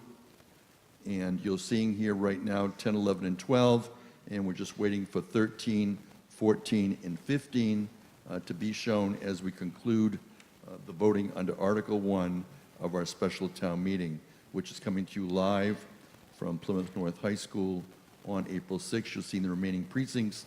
Thank you. And we'll now continue with Article 2 of our special town meeting. We have no motion. Hearing no motion, I declare no action. And we now continue with Article 3. And we will go to the motion, which is that Mr. Salerno moves the town vote to transfer the sum of $5,781.92 from fiscal 2019 DPW personal services budget to pay certain unpaid bills from a prior fiscal year as follows. You have the spreadsheet. This is a 9/10 on the quantum of vote. A roll call if it's not unanimous. Mr. Salerno. In a unanimous vote of 12-0-0, the Advisory and Finance Committee recommends town meeting approve Article 3. Approval of this article will authorize the payment of 4 fiscal year 18 outstanding invoices totaling $5,781.92. Often these types of bills, which cannot be anticipated, are received well after the close of the fiscal year. Funding for this article will come from the fiscal year 2019 DPW budget. Thank you. Further discussion? Hearing none, call for a voice vote. All those in favor say aye. Aye. Opposed say no. Motion carries unanimously. And we'll now continue with Article 4.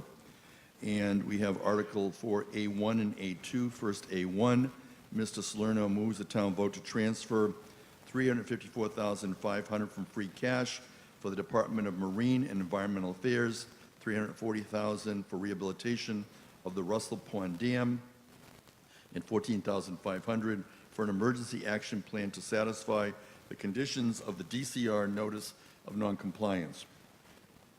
We also have A2, and Mr. Salerno moves the town vote to transfer $20,000 from the Plymouth Long Beach revolving fund to purchase a used beach vehicle for the Department of Marine and Environmental Affairs.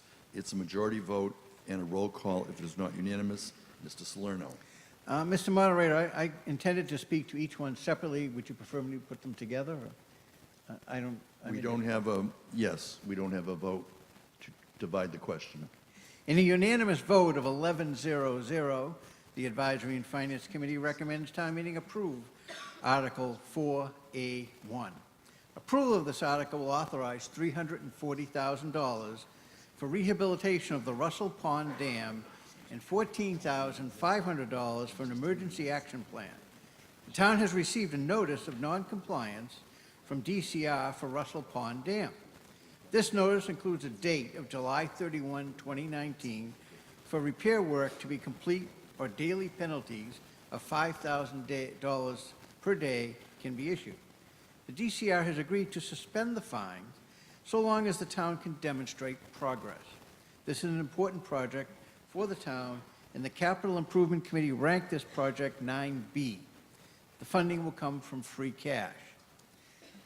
In a unanimous vote of 12-0-0, the Advisory and Finance Committee recommends town meeting approve Article 4A2. Approval of this article will authorize the Department of Marine and Environmental Affairs to purchase a used beach vehicle utilizing funds from the Plymouth Long Beach revolving fund. Their current vehicle is in need of replacement. The department has a history of purchasing used vehicles and generally gets 6 to 8 years of service from it. Funding will come from the Plymouth Long Beach revolving fund. Further discussion, Everett Malaguti. Everett Malaguti, Precinct 1. So on A1 for the dam, for the free cash we're using, how come we're not using the Environmental Affairs Fund to actually fix the dam instead of free cash? Anyone care to respond to Everett Malaguti? David Gould, Director of Marine and Environmental Resources. Welcome, David Gould. Good morning. There is actually all the funds in the Environmental Fair of funds have been appropriated for the Water Street parking lot project that is underway right now. And that includes the amounts that are coming in for this fiscal year as well? We won't have that funding available till the beginning of the fiscal year. So July 1, after that, we'll receive a statement from Finance Department letting us know what's in that, and then future projects could use that funding going forward. Okay, thank you. And then one question on A2. For the beach vehicle, and I'm supportive of its replacement, when this does get replaced and the old vehicle is disposed of either through auction sale, are those proceeds going back into the revolving fund, or are they going back into free cash? I do not know the answer to that question. Anyone care to respond? Lynn Barrett is the Director of Finance for the Town of Plymouth, responding on Article 4 of the special town meeting. Auction proceeds for sale of assets, anything other than enterprise fund assets goes back to the general fund. I think that the sale of proceeds from a revolving account should stay within the revolving account, as those were actually used by user fees, not by the tax base. Thank you. Christopher Uhl, Precinct 4. Precinct 14. 14. Thank you. I was just a question for Mr. Gould. If he could clarify for the audience the purpose of this structure, speaking specifically to Article A1. David Gould, again, the Director of Marine and Environmental Resources. I believe you're referring to the dam structure itself? Yeah. So the dam structure itself is downstream of Russell and Sawmill Ponds, which are in the North Plymouth Conservation Area. Discharges eventually through Store Pond and through the small pond at where the former Walmart was, which is now the new Cottage development. It's one of the few fishing areas that actually exist in North Plymouth, and that's why we did not make a proposal to actually remove the structure and keep it in place. Everything downstream of the structure is either in a culvert underground, and so the benefits to any sort of river restoration or fisheries would be minimal at best. So again, that's why we're proposing to restore the structure and keep the water impounded behind the dam for fishing purposes of the conservation area. Further discussion on Article 4 of the special town meeting? If not, call for a vote. It's a majority vote. Roll call if it's not unanimous. I'll now call for the vote orally. All those in favor say aye. Aye. Opposed say no. Motion carries unanimously. We'll now move to Article 5. And you have the warrant, and we're going to go to the motion where Mr. Salerno moves the town vote to authorize the Board of Selectmen to petition the General Court for special legislation. And you have the text of the special legislation shown before you. It's a majority vote and a roll call. Mr. Salerno. In a unanimous vote of 10-0-0, the Advisory and Finance Committee recommends town meeting approve Article 5. Approval of this article authorizes the Board of Selectmen to petition the General Court for special legislation to continue employment of G. Edward Bradley, a member of the Fire Department of the town of Plymouth, until the age of 67, or until the date of his retirement, non-reappointment, or the date he is relieved of his duties by the town, whichever occurs first. Further discussion? It's a majority vote. Roll call if it's not unanimous. And we are having discussion. Thank you, Mr. Moderator. Brendan Brady, Precinct 10. Could a representative of the town please say if there is any active search?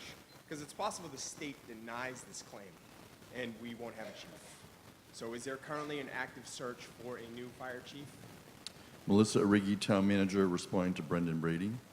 There is not an active search, but the fire chief still has a year to go before he reaches his birthday. We're doing it at this early time because the legislation may take some time. Correct. So why are we also not currently looking for a chief? Because I believe that the chief is at risk if he does stay past age 65. He actually would not be able to, so we will... So if this does pass, he's taking on some risks to himself to continue his employment past the state-mandated retirement age. So I feel like we should be probably trying to put a little bit more pressure on ourselves to get an appropriate replacement for our current chief. I appreciate that. Welcome. Paul Cunningham, Precinct 8. I just don't understand why, after a long career, it's time to retire and time to thank him and to look out, unless we're saving the job for someone who's in the department now that needs to cover a couple of years. I think we should go out and look for a replacement who brings, could be somebody from internal, could be somebody outside, but they'll bring a new view and structure to the department, and we might as well start now rather than 2 years from now. Thank you. And thank you, Chief. Further discussion?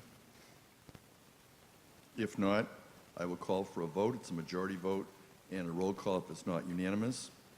All those in favor say aye. Aye. Opposed say no. No. I think there are enough no's that we're going to go to a roll call vote under Article 5. I rule that it passes, but we're going to have a roll call. And when the light goes on, you'll record your vote on your monitor, on your remote control. We are voting on Article 5 of the special town meeting. This is coming to you live from Plymouth North High School. Please vote. And we're going to display the number of seconds available to vote for this particular article. And you had 20 seconds total from when the light went on. And you'll see the town meeting members are voting. We have 135 elected. The number of town meeting members are voting. The green light is still on. You have up to 20 seconds to vote. And 120 have voted of the 135. And the seconds are being shown now on the display. During the break, we will look to fine-tune our electronic voting display, but at the present time, you're seeing the votes counting down, the time counting down. We've concluded, and we have 120 of 135. Having voted, we will display how each precinct voted. This did pass, and we're showing precincts 1, 2, and 3, 87 voting in favor, 29 in opposition, 4 abstentions. The motion carries. And we will now continue with the display. We will show the remaining precincts so that town meeting members can be assured that their vote was correctly recorded. We're currently showing precincts 1, 2, and 3. We're going to continue to run through the display to show the remaining precincts. And as we're doing that, we'll be getting ready for our morning recess. We're showing now precincts 7, 8, and 9. And we will continue to scroll through. We're going to come back to precincts 4, 5, and 6. And we will continue to scroll through the remaining precincts so that town meeting members can confirm their vote. As you're watching this, I would tell you that this facility has been provided by the Plymouth School District for our use today, and we want to thank the custodial team and the custodial staff of Plymouth North High School for the setup and cleaning. Includes Sean Murray, Jesse Bonchek, Sonia Lopes, Jamie Wood, and John Bastoni. Thanks to all of them. We're also going to thank the food service team at Plymouth North High School for providing lunch at this annual town meeting. You'll see again precincts 1, 2, and 3. We're waiting for 4, 5, and 6, and 12, 13, 14, and 15. And the food service team, we're thanking Lisa Stone, Brenda Crowdis, Marcia Tatalius, and Megan Burrows. Thanks to all of them for their help today. Thanks to the duty officer, Keith Larson. Thank you to the Plymouth School Music Association for providing refreshments today.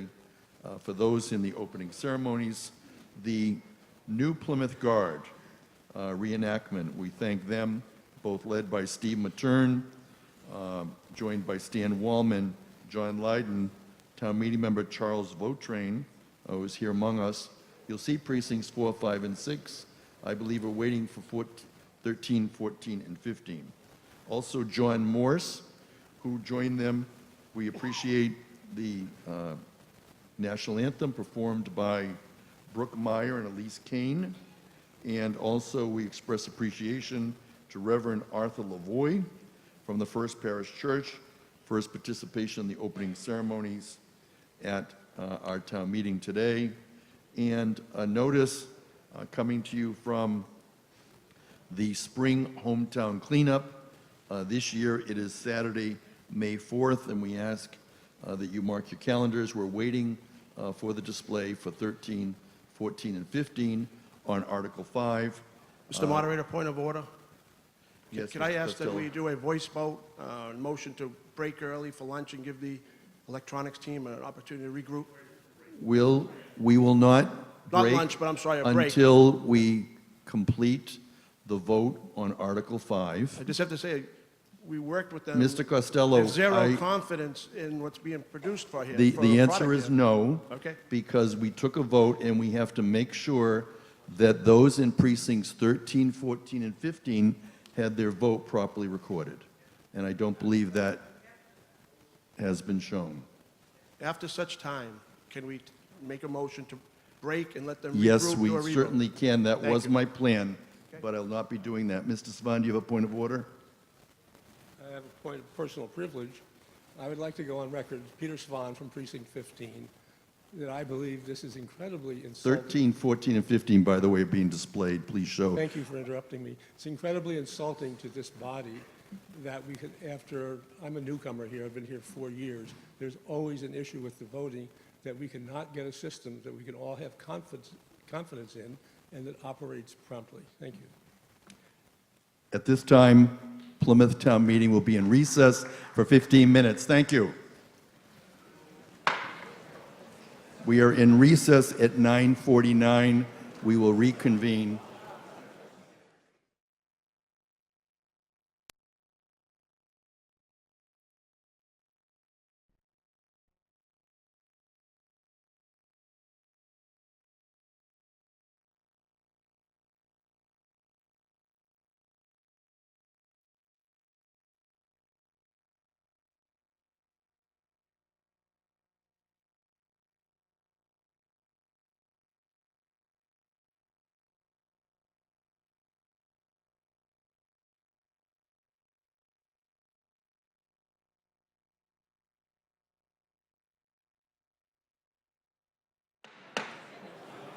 Good morning.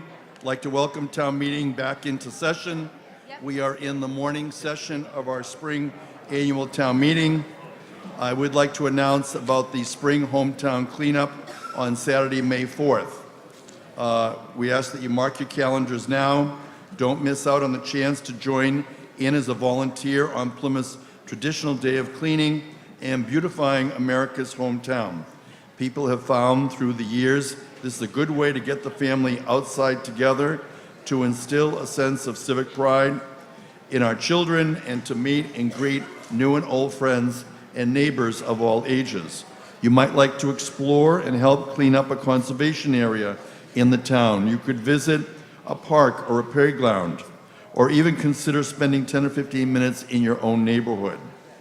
So please consider contacting Patrick Farah at Town Hall, and Patrick's number is 508-747-1620, extension 204 for the cleanup. 10204, or P. Farah, F-A-R-A-H, at townhall.plymouth.ma.us. Now, the town offers purple bags for collecting the litter and will pick up full bags from your drop location. So you could let him know an area you'd like to clean up, or he can suggest a group that you can join, and that is Spring Hometown Cleanup Day. And at this time, we are going to return to the warrant. We ended with Article 6.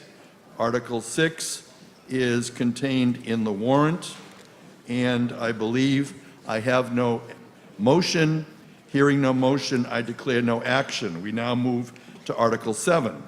And you have the text of Article 7 in your warrant. And I'd like to draw to your attention that this morning you received an insert in the motions book for Article 7 of the special town meeting. And you'll see that the insert says that Mr. Salerno moves that the town vote to accept the provisions of the General Laws, Chapter 64G, Section 3D, A, and B, and the establishment of a community impact fee on short-term rentals at a rate of 3%. It is a motion that we have before us. It's a majority vote. Mr. Salerno. In a vote of 10-0, the Advisory and Finance Committee recommends town meeting approve Article 7. Approval of this article will accept provisions of Massachusetts general laws allowing the town to impose a community impact fee of 3% on short-term rental as detailed in Mass General Law, Chapter 64G, Section 3D. The majority of the committee felt this was an effective source of revenues for the town. Some members expressed concerns about renters' expectations of inspection services if such fees are imposed. Thank you. Thank you. We do have, as you'll see in the insert, a motion to amend. Kevin Joyce, Precinct 15, moves to amend the main motion or have any and all proceeds from this Article 7 be applied to maintenance and repair of the town-owned buildings. And this motion, if it's approved by town meeting, will have a sunset clause of 5 years. Motion to amend is majority vote. Kevin Joyce, on your motion to amend under Article 7. Mr. Joyce, do you care to be heard on your motion to amend? This is Plymouth Town Meeting. It's coming to you live from Plymouth North High School. We are in the opening session on April 6th. Kevin Joyce is from Precinct 15 as we move through the special town meeting warrant. Welcome, Kevin Joyce. Thank you, Mr. Moderator. First of all, this is my first time in 16 years addressing in front of all of you. A little nervous about this, but thank you for the time. As some of you know, I try to attend most, if not all, the town meeting caucuses.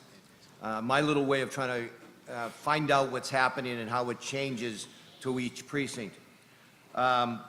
This year, it continually came up to my attention and many town meeting members that this motion is really not designated, if passed, where the funds are going to be used and where the funds are going to. It basically will go into the general fund, I believe. I wanted to just give you a very quick analysis.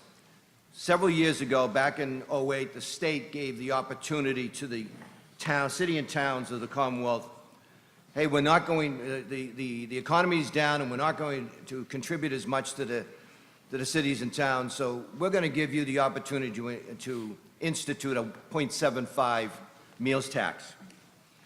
We didn't approve that right away. It took us quite a while, then we finally decided we need a new town hall. Let's apply that money to the $38 million plus to build a new town hall.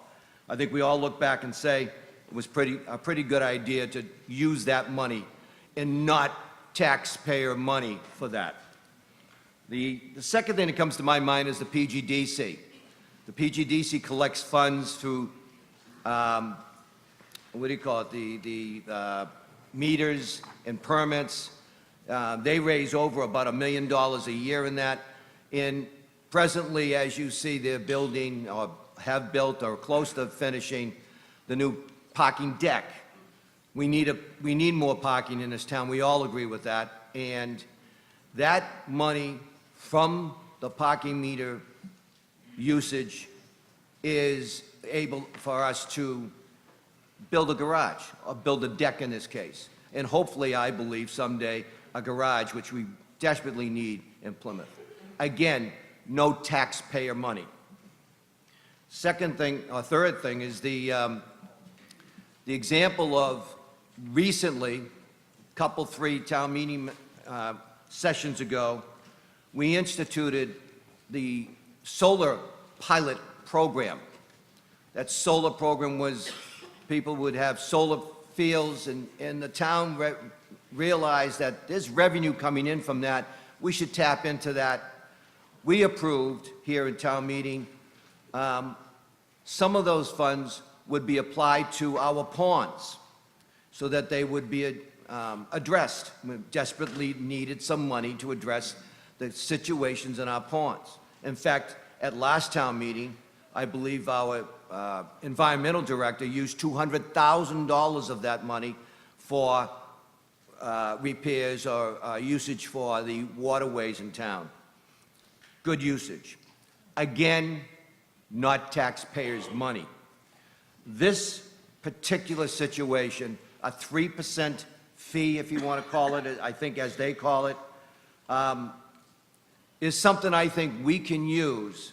We've all found out in the last 6 months or so, and I give credit to Betsy Hall for this at Precinct 12, that we need to address our town buildings. We're having a real problem. We got a facilities manager hired, and he's itemized items that just scare the heck out of me. and I'm sure you, and I'm trying to get a little bit of money from this, if it's passed, to apply to that area of concern. So 3%, we don't know how much that will be. Is it $50,000 a year? Is it $500,000 a year? I don't know. I don't know if what's going to happen with that, but I think any dollar we can apply to help this town fix our buildings that are in desperate need, I believe is necessary and not on the back of the taxpayer. 30 seconds. I want to thank you for your time. I appreciate this. If you would consider voting for this article, number 1, and amending it, number 2, thank you. Cheryl Kingfisher, Precinct 6. Yes, thank you, everyone. There has been a good deal of confusion, I think, at the caucuses around this particular article. And so I have a couple of questions that may help us understand what is going on for our town manager, if I can. The first question is, let me actually give a couple of little pieces of information that I've gleaned from trying to figure this out. First of all, this is, as we know, it's a state law. It has already been approved. It will actually go into effect on July the 1st. When it does, the state will be asking all of the, as they call them, the operators under A and B to pay the state rooms options tax, which is 5.7%. They will also allow Plymouth to charge a rooms option tax, and we've already approved that. So I understand it's another 3%.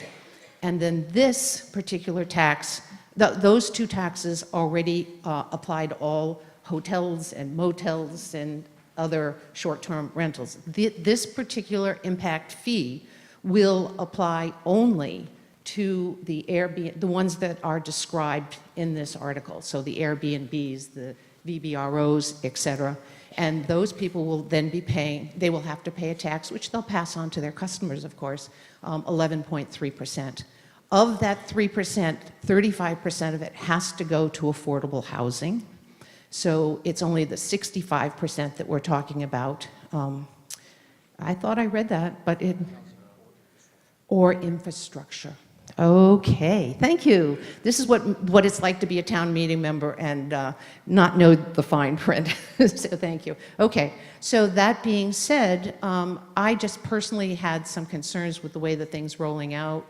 It's my understanding, correct me if I'm wrong, that the owners of these dwellings are not going to be able to even register until mid-August.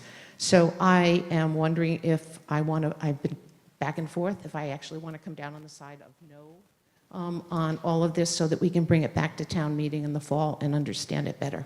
Thank you. Nathan Siegel. We're debating Article 7. Welcome. Thank you, Mr. Moderator. Nate Siegel, Precinct 7. Cheryl just touched on one of the points I was going to make, specifically on the motion to amend. There was a little bit of conversation up there, but I believe if adopted, this rule would require that 3% of the fees be dedicated to affordable housing or local infrastructure projects. Was that correct? Melissa Arrighi is our town manager, responding. It's a 3% fee, but 35% of it will go towards affordable housing or infrastructure. Right, okay, thank you. So my point is that 35% of the revenue that we'd be collecting is already earmarked for a specific purpose. So I will not be supporting this motion. I think it's a little premature to earmark the rest of that revenue for a specific purpose. I think that generally it's a good idea to use those funds for something that has to do with, the impact that's being had, which I think those are good uses, the affordable housing and local infrastructure. I agree that town facility maintenance is important. I just think it's a little premature at this point to be saying for the next 5 years we're going to dedicate the rest of this revenue to that specific purpose. Thanks. Peter Neville. We're debating Article 7. Mr. Neville. Thank you, Mr. Moderator. I'm in Precinct 10, town meeting rep, and I guess I'm in the weeds here. It would really help me to understand how this actually works. when it says 3% of total value of such occupancy, which is the language of both sections A and B, 3% of total value of what? What's the value? Is it one night stay? Is it a year's worth of stays? How does this actually work? Who collects it? When is it collected? So I have I'm going to assume B&Bs are covered as others, but if I'm renting out a room for $200 a night, is it $300, 3% of the $200 for every night? And when do I send that in? And to whom do I send it? I'm sorry, these are weeds questions, but maybe somebody can answer that. Mark Rich, Town Council, Coleman and Page, responding to a question from Peter Neville. Welcome, Mark Rich. Thank you, Mr. Moderator, through you to the meeting.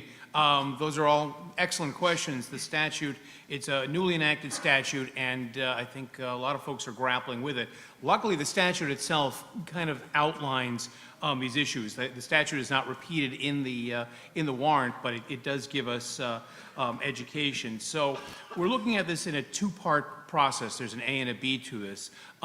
Section 3DA of the statute talks about a 3% impact fee of the total amount of rent for each transfer of occupancy of a professionally managed unit that is located within the town. So there you have a professional unit. The 3% would be of the total amount of the rent. Part B is also 3% of the rent. That one is imposed upon a short-term rental unit that is located within a two-family or three-family dwelling that includes the operator's primary residence. So the operator could be the owner or could be just a professional operator. To get to the point of how it's paid, Section C of the statute, which is not in your warrant but is controlling, states that all community impact fees under the section shall be paid monthly by the operator to the municipality. So the operator must monthly write a check to the town for the amount. And again, that amount is 3% of the rental fee charged for the unit.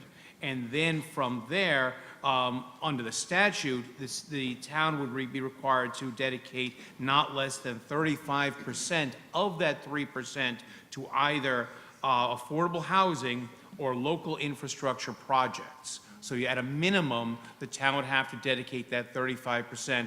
That would go into what's known as a receipts reserved for appropriation account for those specific purposes. The remaining 65% would go into the town's general fund. The town can go beyond that 35% expenditure on affordable housing or local infrastructure projects. The amendment that we're discussing today dedicates the funds to maintenance and repair of town-owned buildings.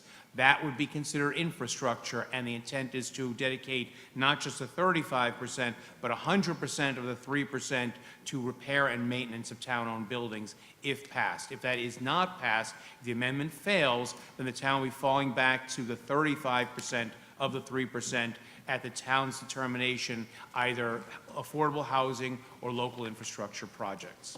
Mr. Moderator. Thank you. Further discussion? Brendan Brady. Thank you, Mr. Moderator. Brendan Brady, Precinct 10. I'm actually in support of Mr. Joyce's motion. We saw the list of infrastructure problems in this town in the fall. This gives a funding option outside of our own taxpayer dollars to help address some of those needs. So we should leverage other people's monies as much as we can. Everett Malaguti. Everett Malaguti, Precinct 1. So first it actually came up during the speech. What is a professional unit or a professional operator? Is there a definition for that? Anyone care to respond to a question from Everett Malaguti? And while we're waiting for that, Mr. Malaguti, any other comments or questions? Yes. The comment that I have is I don't support the amendment or the article itself, as I think that we should wait until the fall to do this, as we don't have any ordinances or rules for how we're going to implement on the town level of the collection of the fees, management by the Board of Health or any other regulators for how this will be managed. Yes, Mark Rich, responding to a question from Everett Malaguti. Mr. Rich. Mr. Moderator, through you, in terms of the definitions, the statute actually does contain specific definitions. I think the two that were asked about is the definition of operator and the definition of professionally managed unit. So I'll read from the statute. Operator is a person operating a bed and breakfast establishment, hotel, lodging house, short-term rental, or motel in the Commonwealth, including but not limited to the owner or proprietor of such premises, the lessee, sublessee, mortgagee in possession, licensee, or any other person otherwise operating such bed and breakfast establishment, hotel, lodging house, short-term rental, or motel. Then with respect to professionally managed unit, that is defined as one of two or more short-term rental units that are located in the same city or town operated by the same operator and are not located within a single-family, two-family, or three-family dwelling that includes the operator's primary residence. So those are specifically defined. Okay, thank you. Megan Collins Dempster. We're debating Article 7 of the special town meeting. Welcome. Thank you, Mr. Moderator. My comment is in regard to the amendment. I think at this point in time, without us having any understanding of what amount of money is going to be coming to the town, without having an understanding of what kind of impact it's going to have on our functioning as a municipality and how we're going to be able to manage the flow of the monies and everything that's coming, we're just kind of flying blindly right now. So for us to start allocating where that money is going to go without having a real understanding of how much we're going to be dealing with or what other projects may be coming on board that we may need to allocate those funds to, I think it's premature at this point for us to start deciding where we're going to earmark money when we don't even know what amount we're dealing with or how we're going to work through those processes yet. So I agree with the individuals that have spoken to hold off and identify what we're going to do, where we're going to allocate the money or how we're going to manage it in the fall when we have a better understanding of what we're dealing with. Thanks. Please come forward. Kevin Lynch. You guys have spoken yet? Town meeting members speak first. Welcome, Kevin Lynch. Kevin Lynch, precinct 13, town meeting member. First, though, I'd like to do something here a little bit out of the scope of things and recognize Don't go that- out of the scope. Real quick, recognize Article that 7. the Randy Parker is in the house today, and I'd like to give him a round of applause. All I did was get up. Yeah, well, you're a good man. Okay, I'm going to go and say it doesn't matter whether it's $10,000 or $100,000. The fact remains is that our buildings are in tremendous disrepair. I went down to fire headquarters number 1 there. I walked in there. I was shocked. You would never allow your house to get in that much of disrepair. And somebody needs to be accountable to it. I'd like to track that down. At the same time this is like a no-brainer. We can, as someone said, we don't know how much money came in from other things, but we designated X amount. We should designate the full 3% to go to affordable housing and infrastructure, and dare I say, take 35%, throw it to affordable housing. Of that, so let's say if you can bring in $10,000, $3,500 goes to affordable housing, and then the other 65%, or $6,500 goes to the infrastructure. We've got to repair these buildings. We've got to go and show the townspeople, if they walked into some of the buildings, they would be shocked and says, how could this happen? Let's get real and let's get down to business and stop just doing the dance. Okay? Thank you. Andrew Loretz, Precinct 3.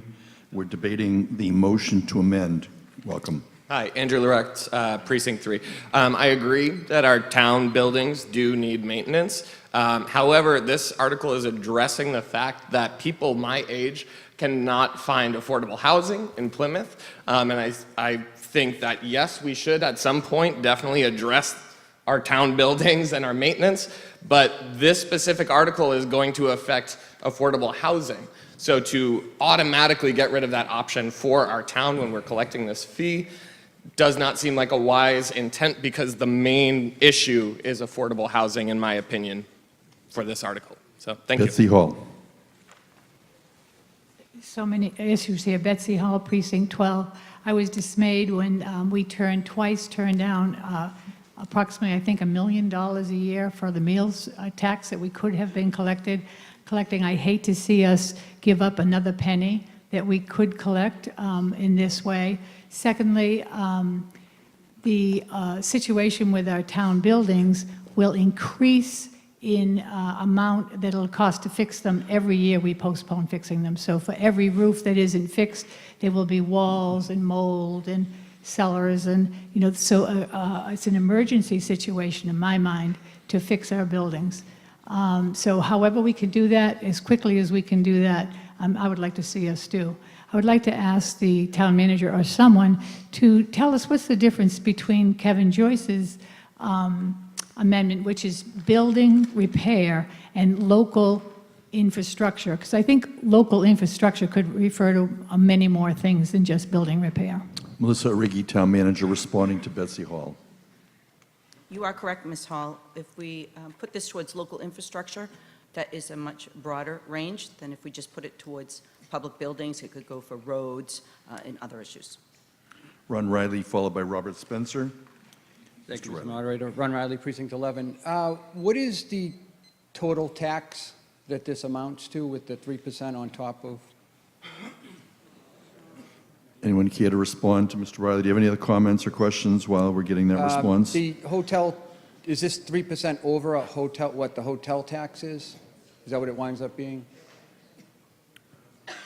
Any other comments or questions while we're waiting for a response? No, that would do it. Thank you. Okay, this is Plymouth Oh, Special. and I'm sorry, yes. Go ahead.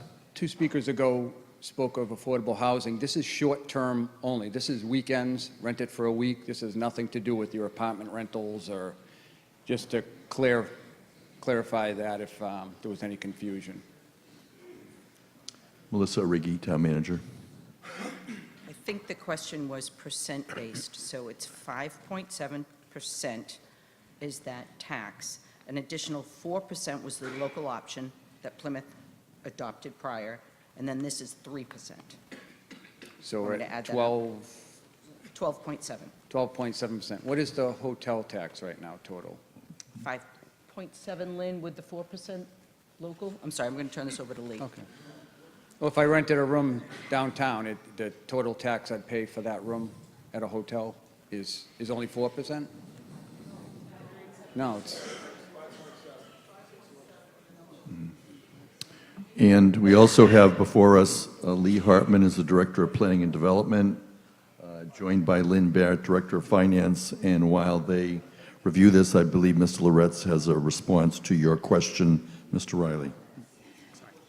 Yeah, so to respond to that, places like Airbnb, when you can do that, that has shown is that pushes out people from living in your community, because you can just get a developer to buy up a lot of property, you can buy your stuff, and then you can rent it out.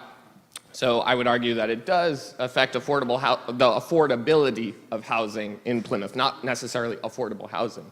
And so that's why I'm saying I don't think it's the best idea to take all of that money and put it towards building maintenance, when the actual issue with these rentals is that they're causing kind of an issue for the affordability of residents of Plymouth. So. Melissa Riggi, responding to Mr. Riley. And I'm sorry, I answered incorrectly the last time I was here. It's 5.7% is the state tax, 6% is the local option for Plymouth, and 3% would be the community impact fee. So if you have a short-term rental under this, and you approve this today, it's a total of 14.7%. Okay. And then the hotel is just 3% less than that? The hotel is 3% less than that. That's correct. Before I take Mr. Spencer, Kenneth Howe. Ken Howe, Precinct 11. I move the question. Mr. Howe moves to close debate. I would ask before we vote on that whether or not anyone still cares to be heard, just stand so you can be recognized. Thank you. We are now going to take a voice vote on whether to close debate on the motion to amend. All those in favor of closing debate, say aye. Aye. Opposed, say no. No. Motion carries by 2/3. We will now close debate, and we will now go on to the motion to amend. We will now take a vote on the motion to amend. It is a majority vote. I will take a voice vote. All those in favor of the motion to amend say aye. Aye. Opposed say no. No. Chair is in doubt. I think I know what was the majority, but we're going to try an electronic vote.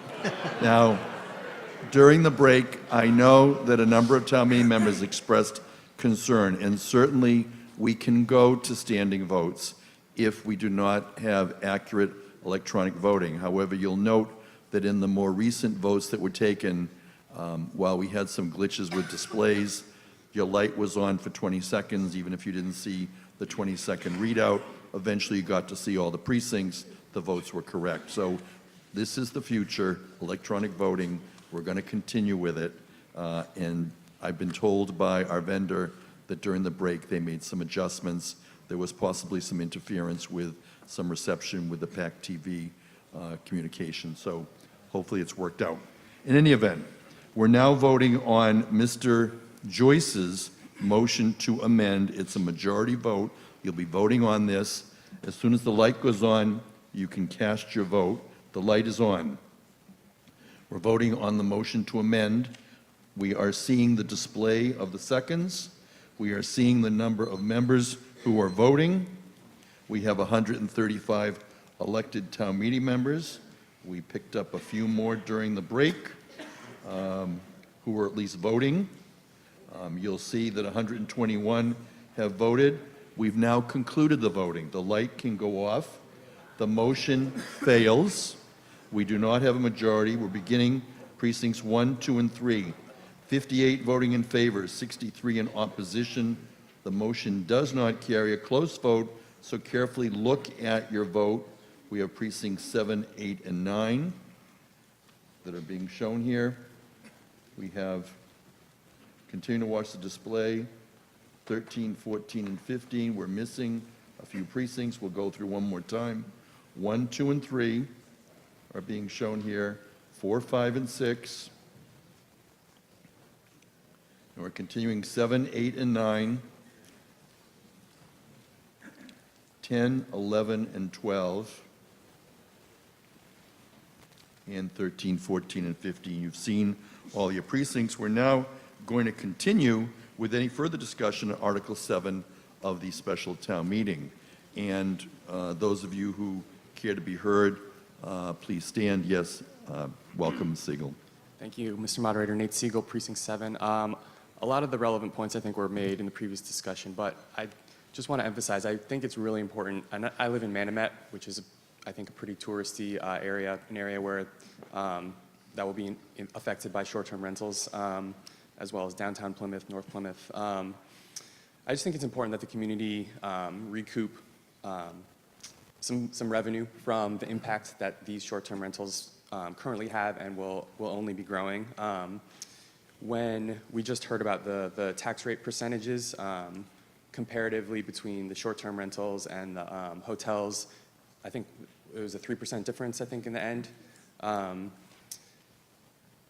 It seems a little daunting, but I want to emphasize, I think that when you go through the process of using an Airbnb or a company like that, and this point was raised at our precinct caucus, you get to the end, you see where you want to rent, you see what the general price is, you get to the end and you expect, just like a hotel, you expect there's going to be some fees added on. I don't really think that it's going to be exclusionary for people. And again, I don't think it's going to impact the property owners. The cost is going to be passed through to the customers.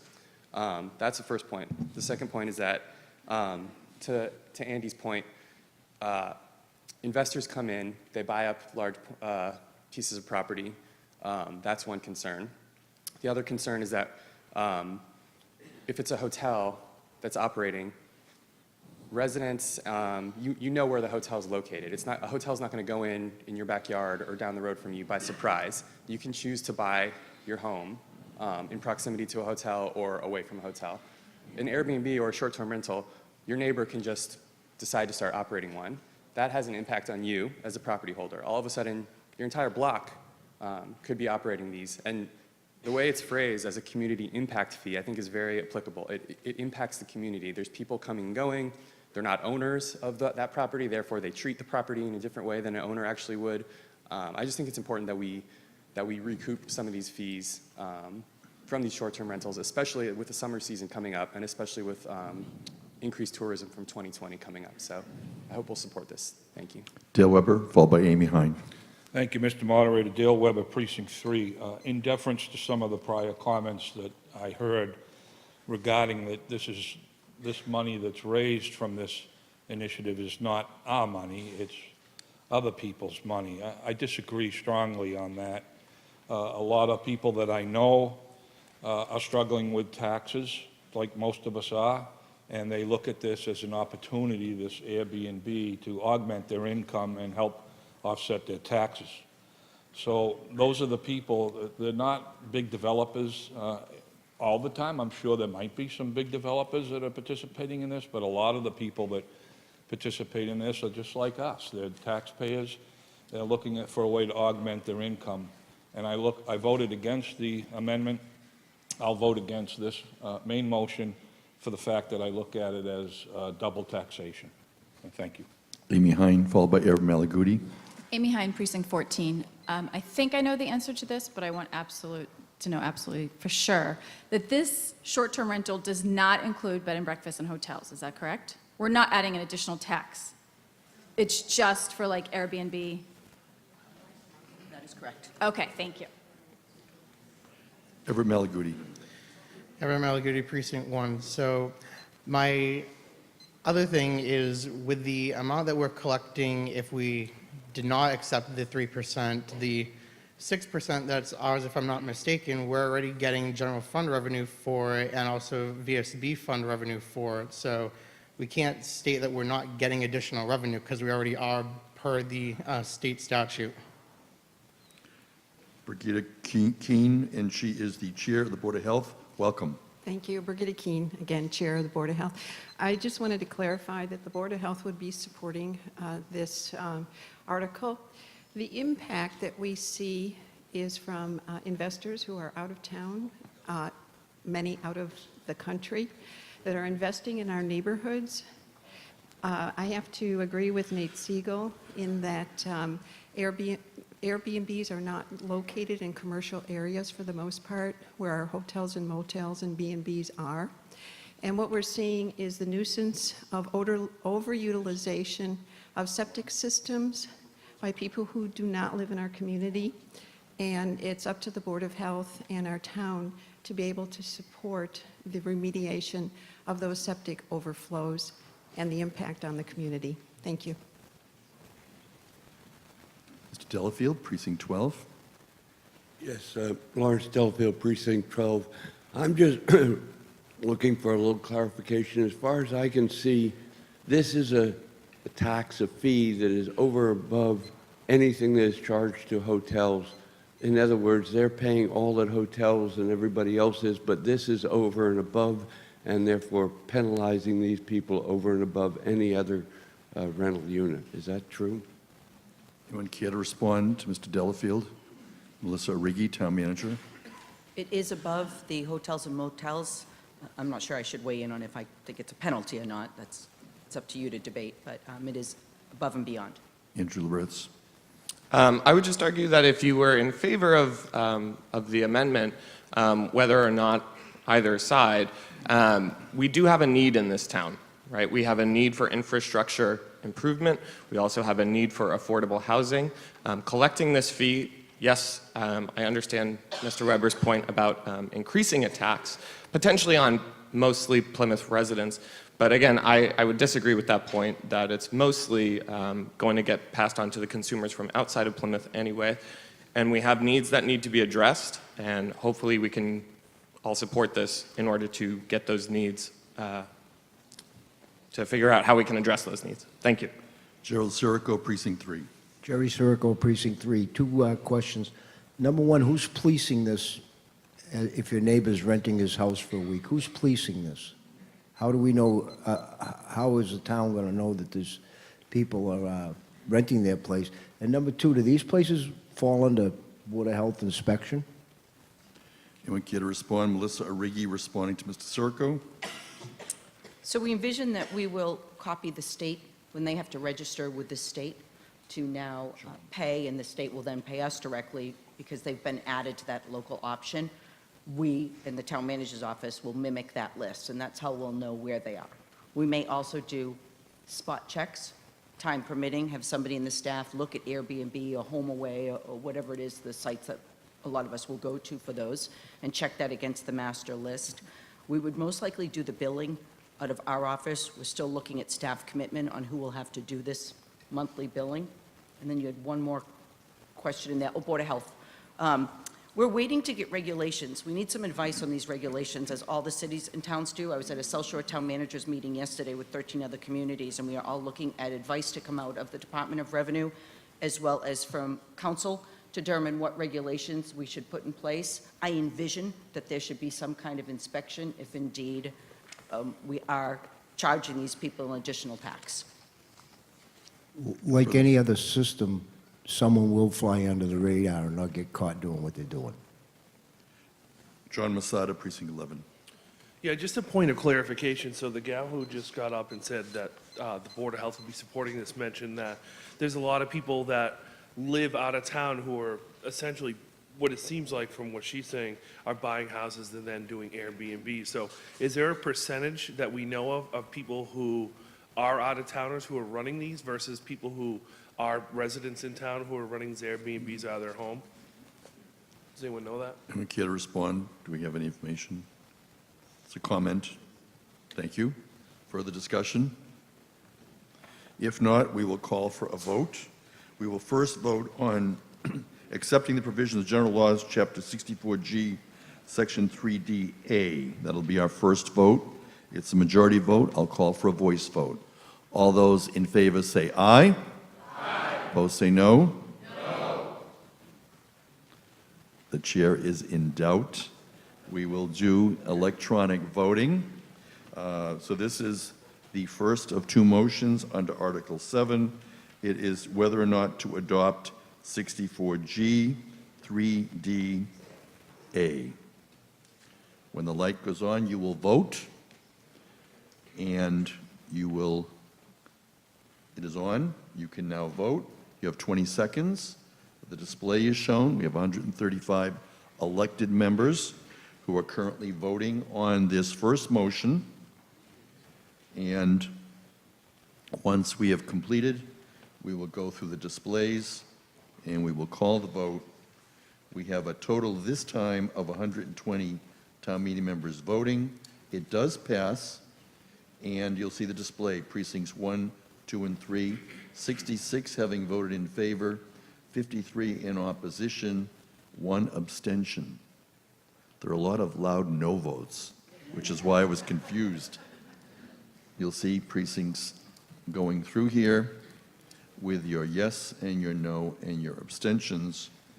And we are now going to continue and have a second vote on the second section of the statute. So the second motion will be for the town to vote to accept the provisions of General Laws, Chapter 64G, Section 3D, subsection B. And when we are ready, we will clear the screen on the display, and we will instead turn on the green light, and we will show the 20 seconds of voting, and town meeting members have a chance to vote on this second. You'll note I'm going right to the electronic because of the close vote, and you can now vote. So we're voting on accepting the Section B. 135 elected town meeting members. They are quickly voting as the seconds tick. We're at 109 voting, 110, 114. Voting this time, 117, 19, 119. This passes. And once again, if you could check the display, 61 in favor, 56 in opposition, 2 abstentions, 1, 2, 3, now 4, 5, and 6. We're going through the displays. 7, 8, and 9 are now shown on your screen, followed by 10, 11, and 12. We see an abstention here. And finally, we end with 13, 14, and 15. And that concludes Article 7 in our special town meeting warrant, and so we move Article 8. I have no motion. Hearing no motion, I declare no action. Article 9. Mr. Salerno moves the town vote to appropriate the sum of $476,529 from the Community Preservation Fund, $387,481 from the fiscal 2019 budget reserve, and $89,048 from the undesignated fund balance. You have the rest of the text of the motion. It's a majority vote. Mr. Salerno. In a vote of 10-1-1, the Advisory and Finance Committee recommends town meeting approve Article 9. Approval of this article will appropriate $476,529 from the Community Preservation Fund to build and replace ADA and AAB compliant play structures at both Nelson Field and Elmer Raymond playgrounds. If this is not addressed by the summer of 2019, the town will be at risk of incurring substantial fines from the state. Further discussion? It's a majority vote. Hearing none, call for a vote. All those in favor say aye. Aye. Opposed say no. The motion carries. We'll now move to Article 10. Article 10, Mr. Salerno moves the town vote to transfer the sum of $250,000 from free cash and transfer $171,941.17 from Article 10 of the Fall Annual Town Meeting 2014, the pilot appraisal and legal, for a total sum of $421,941.17. Have the rest of the text. It's a majority vote. Mr. Salerno. In a unanimous vote of 10-0-0, the Advisory and Finance Committee recommends town meeting approve Article 10. Approval of this article will authorize the town to transfer $250,000 from free cash and $171,941.17 from Article 10, 2014 Fall Town Meeting, appraisal and legal funding to the Nuclear Plant Mitigation Stabilization Fund. Funds are being set aside for future use as it relates to the Entergy nuclear power plant and the effect that its closure will have on the town's budget, tax rate, and economic development. The current balance of the Nuclear Plant Mitigation Stabilization Fund is $5.8 million. This will increase it to $6.2 million. As with all stabilization funds, a two-thirds vote of town meeting would be required for withdrawals. Michael Hanlon, Precinct 15. We're debating Article 10 of the special town meeting. Thank you. Good morning. Michael Hanlon, Precinct 15. Could you all, I want to refer to page 89 in your orange, yellow, gold book. So you can see there's 4 bullets on that page. I want to address this article, which is for the Nuclear Plant Mitigation Stabilization Fund. I'm just going to call it the fund, which was approved in 2013 by a vote of town meeting for the sole purpose, and I'm going to read for that article, to provide for the future mitigation of the tax impact to the residents when and if the tax payment from Entergy declines. That's from the original article. The first bullet kind of sort of says that. Same thing. So in 2014, a year later, they added a second bullet. You can see the second bullet right there. But it was not included in the motion to appropriate the money. In 2016, they added a third bullet 2 years later. You can see that bullet right there. It's the same bullet. It was not included in the motion to appropriate the money. In 2017, 2 years ago, they added a fourth bullet. And that language was not included in the motion to appropriate the money. So that's kind of my point.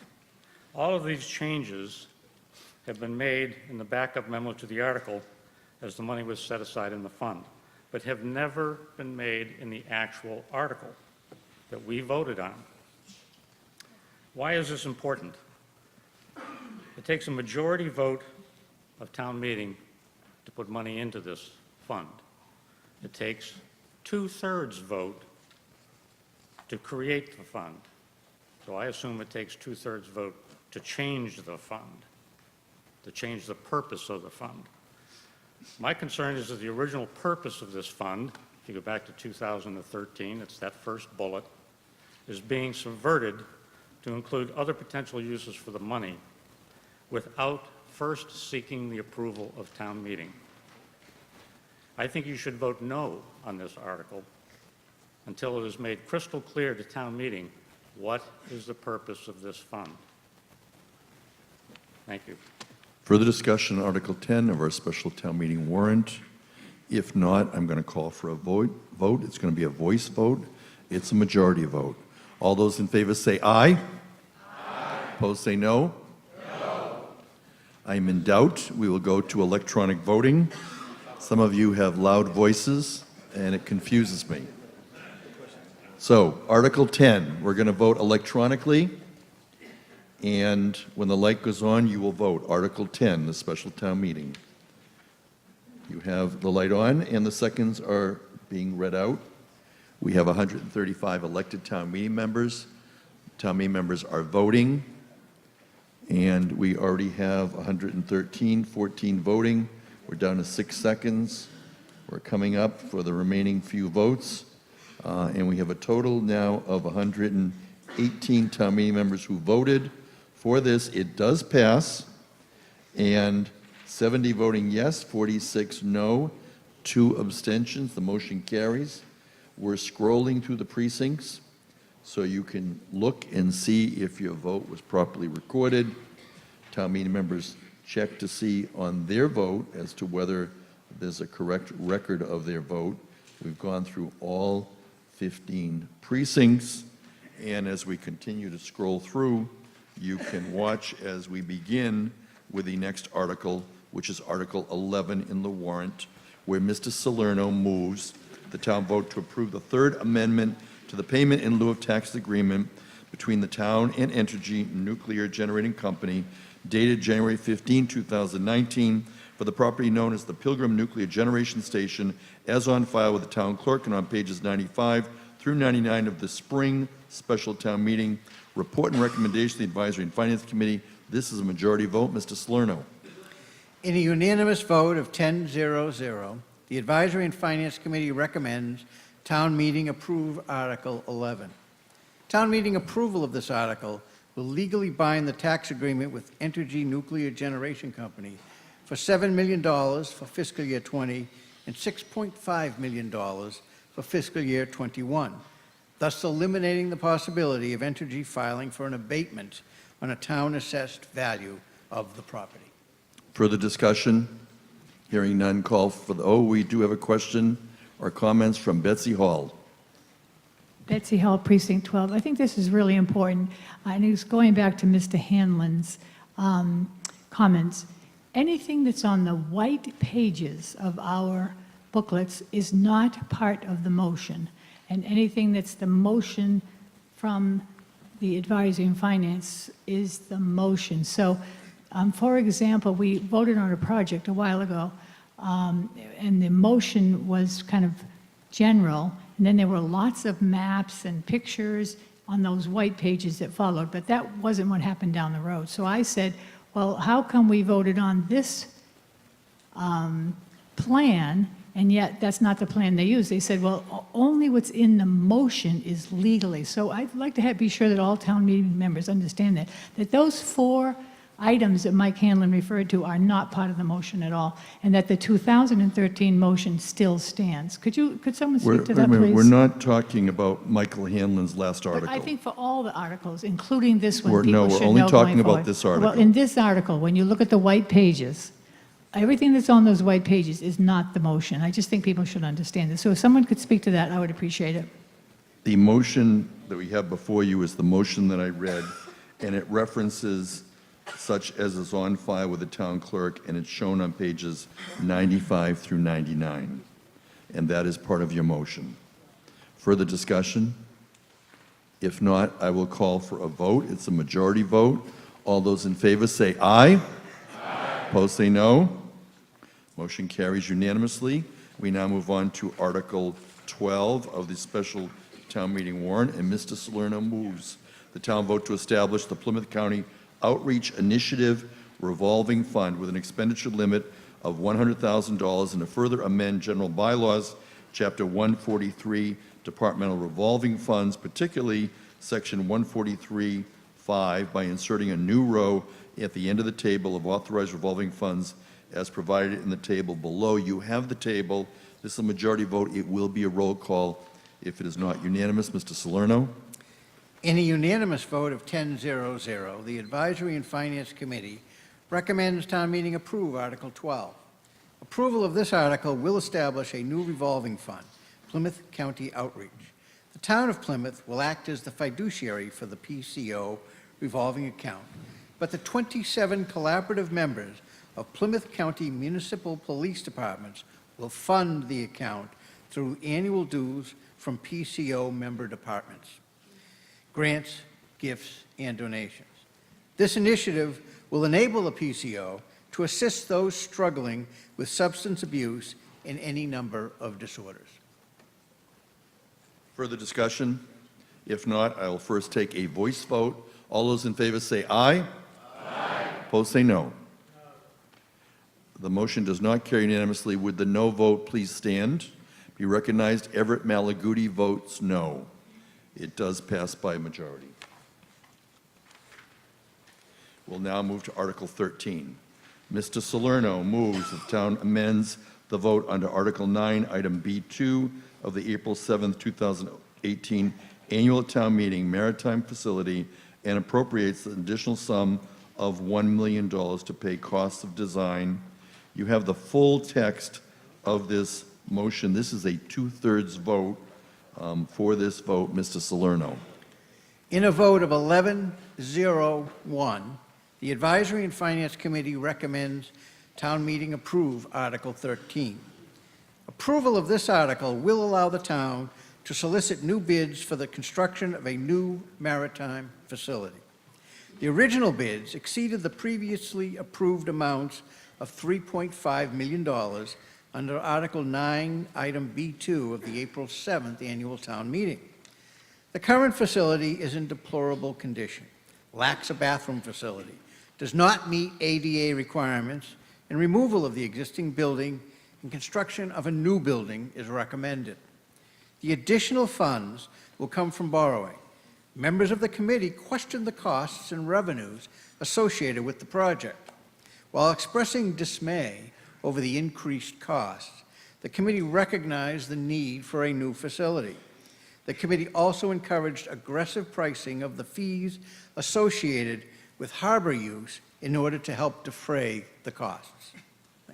Stephen Leyden, Precinct 12. We're debating Article 13, special. Welcome, Mr. Leyden. Thank you. Steve Leyden, Precinct 12.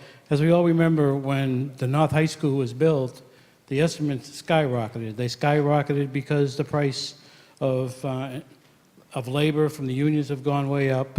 I feel, as much as I hate to see my taxes go up, we do need this facility. The one they're in now, I wouldn't put a dog in there. The place is disgusting, and we have to do something. Eventually, it'll pay off by itself. Our harbor is expanding. It's going to be something that we're going to be proud of. It's going to get the usage. It might be hurting right now, but it's a little raise in our taxes, but eventually it'll pay for itself. It'll also bring a lot of people into Plymouth to use the downtown and increase the money we get from our sales tax, and it will be an economic driver for this town. So I would support this. Thank you. Wrestling Brewster, Precinct 5, followed by Ed Russell, Precinct 12. Wrestling Brewster, welcome. Wrestling Brewster, Precinct 5, also a member of the Harbor Committee. I speak to you today on behalf of the Harbor Committee. Firstly, I'd like to remind everybody about the harbor plan that we spent a great deal of time and effort, the town and the Harbor Committee created. This building is part of that harbor plan. I also referenced Senator DiMacedo this morning talked about how much money the state and federal has given to the harbor, invested in the harbor. So the state and the feds are investing in this harbor because they believe in this harbor. Now, we voted for this building, and what we're doing is we're coming back. The harbor master is coming back because this building is costing a little more than we thought it was going to cost. Now, we're talking about infrastructure, we're talking about buildings, we're talking about where we've skimped in the past. Here's an opportunity to bring this building up to code so it will be lasting so much longer. Don't skimp on this. This is needed. This is an important building. It's an important building for our harbor, and it's going to, have ROI. It's going to have investment. Invest in our harbor just like the state and the feds have. Thank you. Ed Russell, Mr. Russell. Precinct 12. We keep looking to commercial and industrial revenues, growth to help with our taxes, but Plymouth's industry is tourism. I look to this to help with our taxes in the future. Leonard Vaz, welcome. This is Plymouth Special Town Meeting. We are in the April 6th opening session, coming to you live, Plymouth North. Leonard Vaz. Yes, good morning. Leonard Vaz, Precinct 1. We always refer to this as the Harbor Master Shack. How dare we call this a shack? How can we be 25% off the original price? Can't we stop this spending $1 million like it's $10 out of your pocket? Make this building as it would, the money was appropriated, and come back to the town meeting and ask for another $1 million. I'm voting no to increase this $1 million. Robert Spencer, Thank you. Precinct 1. Robert Spencer, Precinct 1. I'm also against this thing here. I was told by the people at the caucus meeting that the town waits too long to start anything, and it makes the cost go up. It's just like our town building. We don't have the manpower to take care of them. When I came here in '73, the North Plymouth School was a disgrace. And superintendent said the town never spent a penny. This town got to start waking up. I made a recommendation 3 years in a row to the Board of Selectmen to get hooked up with the DPW director to find out what he needs to maintain these buildings. He only has 4 men. And if the town doesn't care about how they spend their tax rates, pretty soon we ain't going to own this town. Thank you. Matthew Tavares, please come forward. We're debating Article 13. Matt Welcome. Tavares, Precinct 4. I am in full agreement with the Harbor Committee here that this building needs to happen. If anyone's taken a walk down there, you would not put a dog into this facility. It needs all the funding that we can get. I know it's an additional $1 million, but we need to do the job right. And anything that was spoken to at our precinct caucus, it was about how the materials needed to be right. And if we have heard anything at this town meeting, and even today, was that we don't do things right, this is your opportunity to do something right. Peter Neville, we're debating Article 13. Thank you, Mr. Moderator. I'm Peter Neville from Precinct 10, and a couple thoughts come to mind. Does this Harbor Master building fit into the iconic, image of an old red schoolhouse? I walk in this area 2 or 3 times a week, and this building, if I was an artist and that was on the end of the pier, that would be something that would be very attractive to me as an artist. Whether or not it has flushing toilets, I guess it's really a question as to whether or not Wood's Restaurant or the Shanty Rose has a similar problem, and can it be remediated? Finally, I guess as a town meeting member, one of 135, I have to ask myself whether or not I want to spend $1 million to make a harbor master building look much different than this? Or do I want to put $1 million into the roads in Plymouth? Because that's the question that I'm going to be asked. Why did you spend $1 million to take down this iconic structure and change the nature of the harbor and not do anything for the roads? I'm going to vote no on this. Daniel Gorsuch. Can I have a clarification here? So, and excuse me because I was not here last April when I think this $3.5 million was approved. The town approved $3.5 million for this project, right? And the cost is now $4.5. And don't get me wrong, when things go higher, I don't like that. Believe me, I'm in construction. That's the worst feeling in the world when bids come in high. But we received a grant for $1 million, and someone correct me if I'm wrong. So the cost to the town of Plymouth is actually $3.5 million. So the same amount of money we approved last year, is that the cost, at the end of the day, once the grant goes through, is the cost to the town of Plymouth still the original $3.5 million? Responding, Chad Hunter, the harbor master. That is correct. And the language in Article 13 mentions nothing to the grant funding that we were able to secure.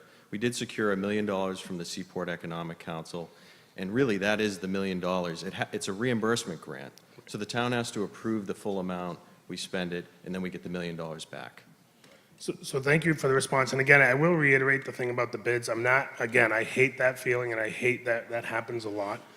But us as a town last April, you approved willing to spend $3.5 million. Regardless of the bids came in higher, this is something that's needed. And I just want to say it's going to cost the original $3.5 you've already approved last year, and I approved this, and I'm going to vote yes on this article. Thank you. Rich Caproni, followed by Michael Hanlon. We're debating Article 13 of the Plymouth Special Town Meeting warrant. Welcome, Richard Caproni. Good morning, Mr. Moderator. Morning. Did you miss me? Your time is ticking. I want to thank Chad. He came to our caucus. I don't know, how many caucuses did you attend, Chad? 15. Just 15, all right. Well, he did a magnificent job in explaining the nuances, the history, and what he just explained, okay, the grant funding, right, that will allow us to not go into our pocket for anything more than we've already approved. Was it 1 year ago or 2 years ago? 2 years ago. 1 year ago. So there's a lot of no's up there next to my name. I'm voting yes for this building. Michael Hanlon, followed by Everett Malaguti. Just a clarification from Chad. The $1 million grant, if we don't approve this article, do we lose the grant? Chad Hunter. So that question came up a number of times at the precinct caucuses, and if we do not approve this, the building does not get built. We lose the $1 million Seaport Economic Council grant by the end of the fiscal year, and we're really starting over. Okay, we lose the grant. We do. Yeah, we need to vote for this. Everett Malaguti, followed by Betty Cavaco. Everett Malaguti, Precinct 1. So at our caucus, when this was presented, it was stated the article that we approved at last town meeting, the 3.5, that if any grants came in, that it would reduce the amount that we would spend on it, which means that we would be spending $2.5 million. So we are still asking for a taxpayer-funded $1 million increase to this. The other question that I have is for the actual project justification. It states the removal and demolition of the existing building. When this was brought to my attention when we first were debating the article over a year ago, that the original building was staying based on the fact that the harbor master still uses the fueling station, pumping, and all of that. So I'm just wondering why we would be including the demolition of the building if they are not going to be using it and it could be leased out to another portion of another company. Chad Hunter responding to Everett Malaguti. So in this request, there's nothing in there for the demolition of this building. And last year when we presented this, quite a few people had felt very strongly about trying to maintain this building. Not that it's, Rockport and motif number one, but I think From Water Street, it definitely does fit in with the backdrop, and I think based on that concern, we would look to use this as an alternative use, probably for storage, but definitely not housing personnel. Sounds like we're keeping the building. So then the project justification in our books is wrong then? Yeah, we didn't have any funding in this request for demolition of this building. Okay, I understand, because the language states removal of existing building. That's not in the funding or the request that we have before. Okay, just a clarification error. Thank you. Betty Cavaco, followed by Wrestling Brewster. We're debating Article 13. Good morning, people, everybody. Boy, there's lots of you. I just want to give you my perspective on someone who is lucky enough to visit many harbors in Massachusetts. P-Town, Martha's Vineyard, the Sandwich Basin. I mean, if you look at these places, their maritime centers are exactly what we're proposing here. I want people to really think long and hard. We are America's hometown. Everybody in this Commonwealth should be looking to America's hometown to set the pace for what we want to be. And I think I supported this as a selectman. I think people should really start to recognize the need of this, especially seeing that we are just as important and we have just as much tourism as a P-Town or Sandwich or Martha's Vineyard or Nantucket. And it really is those facilities, if you have the opportunity to visit any of them, they are beautiful facilities. So I hope this does pass for our community, because it's really a great thing that we should have. Wrestling Brewster. Yes, just getting back to some facts. Previous speakers have misrepresented. This is not a harbor master building. This is a maritime facility that has facilities for transients, for the town. Yes, the harbor master is going to have his office there, but it is not a harbor master building. It's a maritime building, and that's what we talked about in our harbor plan that we brought before you a while ago. This is what the harbor committee has been working towards. We approved this building, and one of the previous speakers talked about putting it in the same spot. It's not going in the same spot. If we need Chad to go through the presentation again, I think everybody saw in the caucus of where it's going and what it's going to be looking like.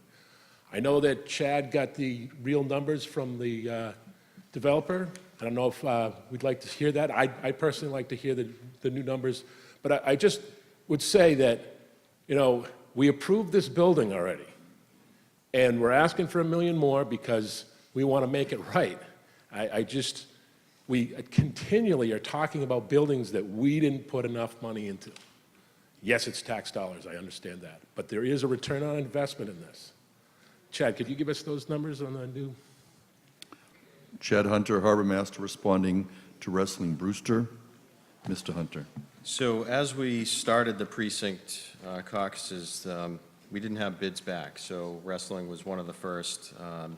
And the numbers came back, the low bidder was higher, but they were all, actually the one low bidder that we had the second round is the same bid. They bid on bid number 1, and the cost is the same. So we're lucky that it didn't increase even more. But the low bidder, so we had Daigle Electric, GVW, and Nadu Corporation. They all bid on that first round of bids in December. Daigle came in quite low at $2.9 million. The rest of them were at $3.3 million, and they were all within about $100,000. So although Daigle was the low bidder at 2.9, you kind of got to wonder, why was he that much lower than the others?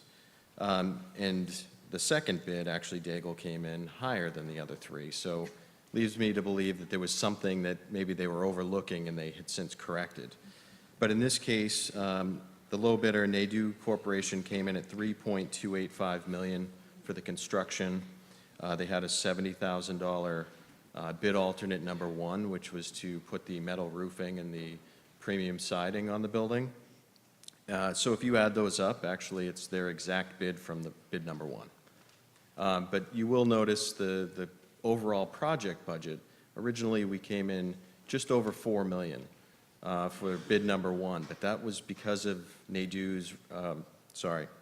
Daigle's very low bid of $2.9 million. The construction numbers, which the total project cost, based on this second round of bids that we just received, is $4.477 million. Rita Simpson, Precinct 10. We're debating Article 13, special town meeting. It's coming to you from Plymouth North High School. Rita Simpson, Precinct 10. I just wanted to get clarification from the previous speaker who talked about the $1 million grant. And when we voted on this last year, we knew about that $1 million, yes? No, the way this was approved last year, we were looking at the approval of town meeting to then take that information and your approval to go out and try and leverage grants. We did not know how many grants were going to come in if we were going to be awarded. So the award that we received was in August 2018, which was after town meeting. And we heard about the grant at town meeting, and I thought there was some discussion that we won't do this if we don't get that grant. I think we were definitely hopeful that we were going to get these grants. There were 2 of them that we were sort of looking at. One, the Seaport Economic Council actually provided the money for the design of this facility, so we were very hopeful going back for construction funding that they would approve, and they did. The other one, Port Security Grant funding, not as secure as the Seaport Council. So we had a pretty good idea that we would maybe get the $1 million, but we didn't know last year. Because when we've had grants in the offing, I know with Mr. Gould, there are times when he said, if we don't get the grant, we're not going to do it. Correct. That was not said last year. I'm not sure if it was. I know Because, we... if you want to try to keep it under 3.5, and you knew about a grant, when it came in $1 million over, I think someone has to say, what can we cut out now and do in another year so that we don't have to use $1 million now? I mean, somebody should have been scrambling to work on that. And we did. We went through that process trying to bring the budget back down through value engineering, which was what the building committee recommended. That's the reason we went back out to bid with those bid alternates. But unfortunately, we are not anywhere close to being back on budget. I see. Thank you. Ken Howe.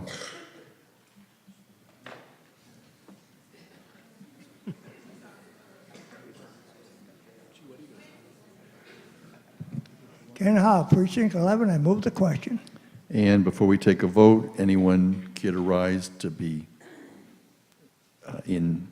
as wanting to still speak? Ms. Brewster, I take procedural motions before I take speakers. Thank you for your comment. But we do see that there is someone who is wishing to still speak. So we'll now take a vote on whether to close debate. It is a 2/3 vote.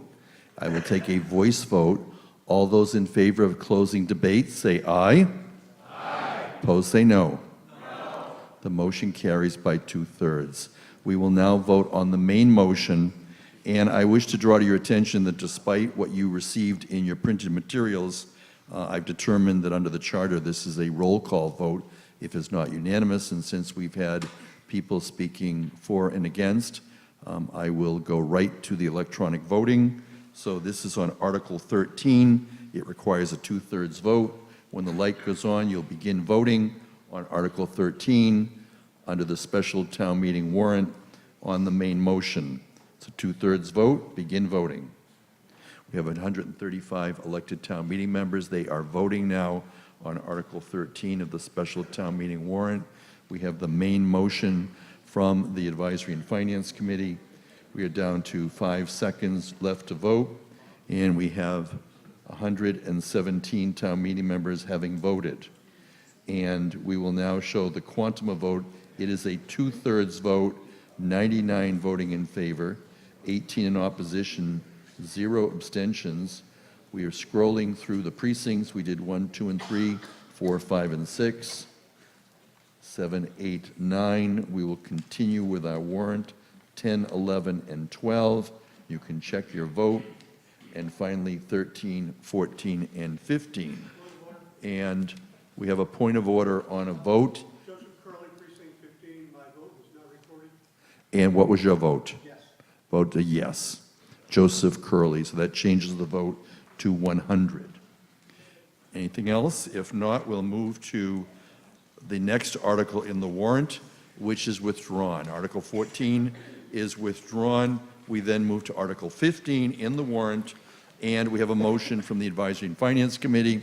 Mr. Salerno moves the town vote to transfer the sum of $185,000 from sewer retained earnings for the management and oversight of the wastewater treatment plant and related facilities and infrastructure, including preparation of a sewer operations request for proposals for such services and all other incidental and related costs and expenses, and to authorize the Board of Selectmen to enter into a contract for such services for a period up to or in excess of 3 years on such terms as the Board determines to be in the best interest of the town. It's a 2/3 vote. Mr. Salerno.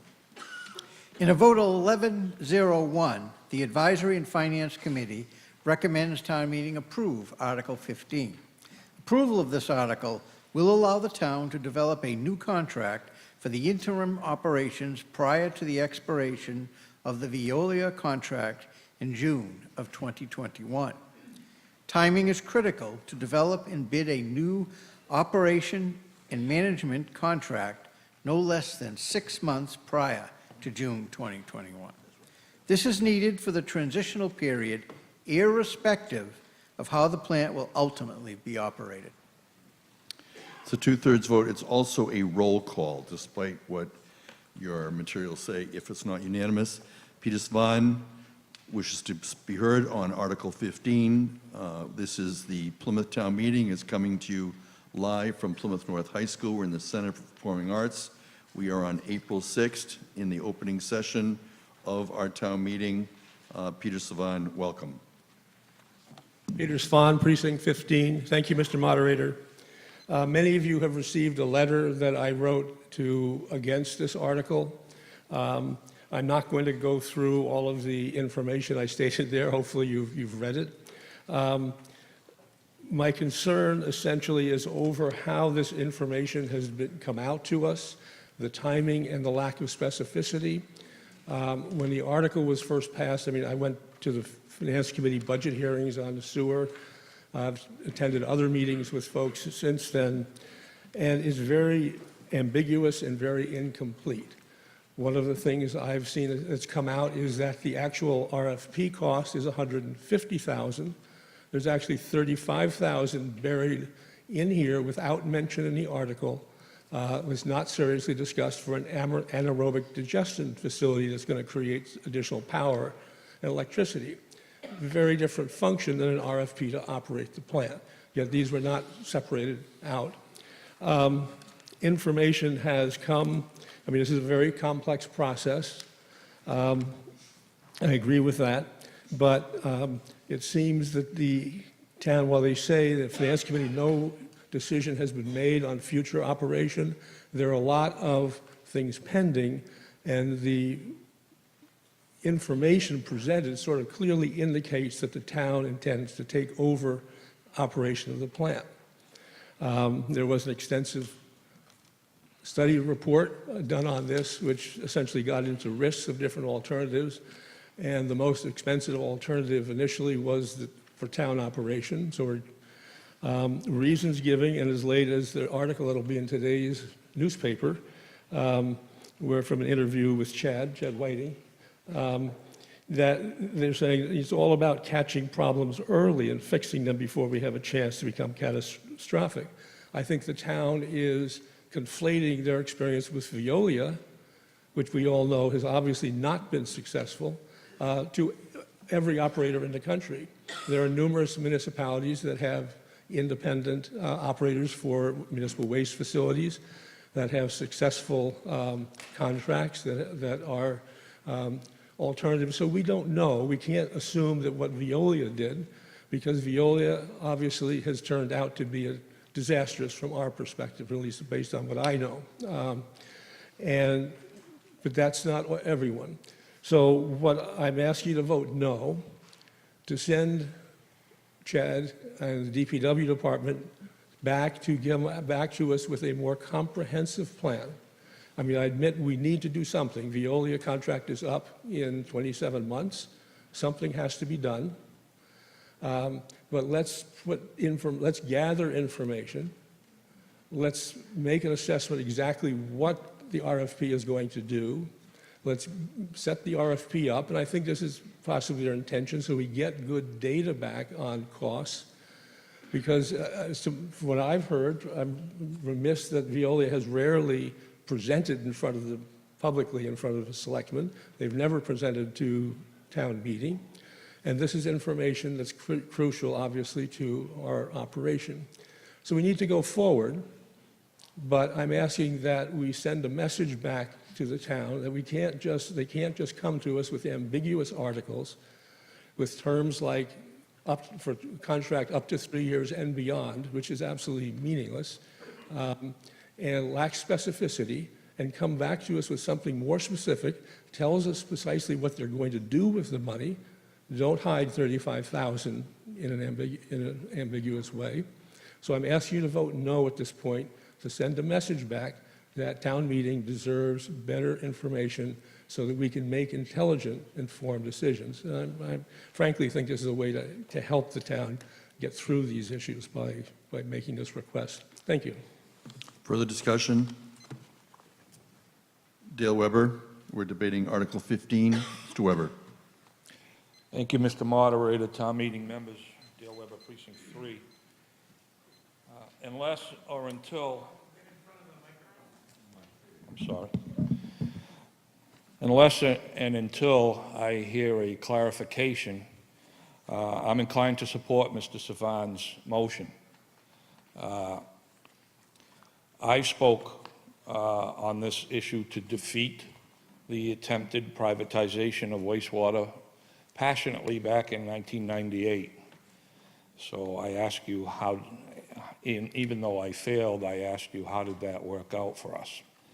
It did not work out well. So I'm inclined to support the motion as it's written, but I'm torn now because I support Mr. Savan's initiative because it deletes a big financial exposure where there's a hidden component to this to discuss anaerobic digestion plant, which has as its intent to the taxpayers of Plymouth to mandate that you remove your food products from your solid waste stream, and we build a new anaerobic digestion plant at untold millions of dollars.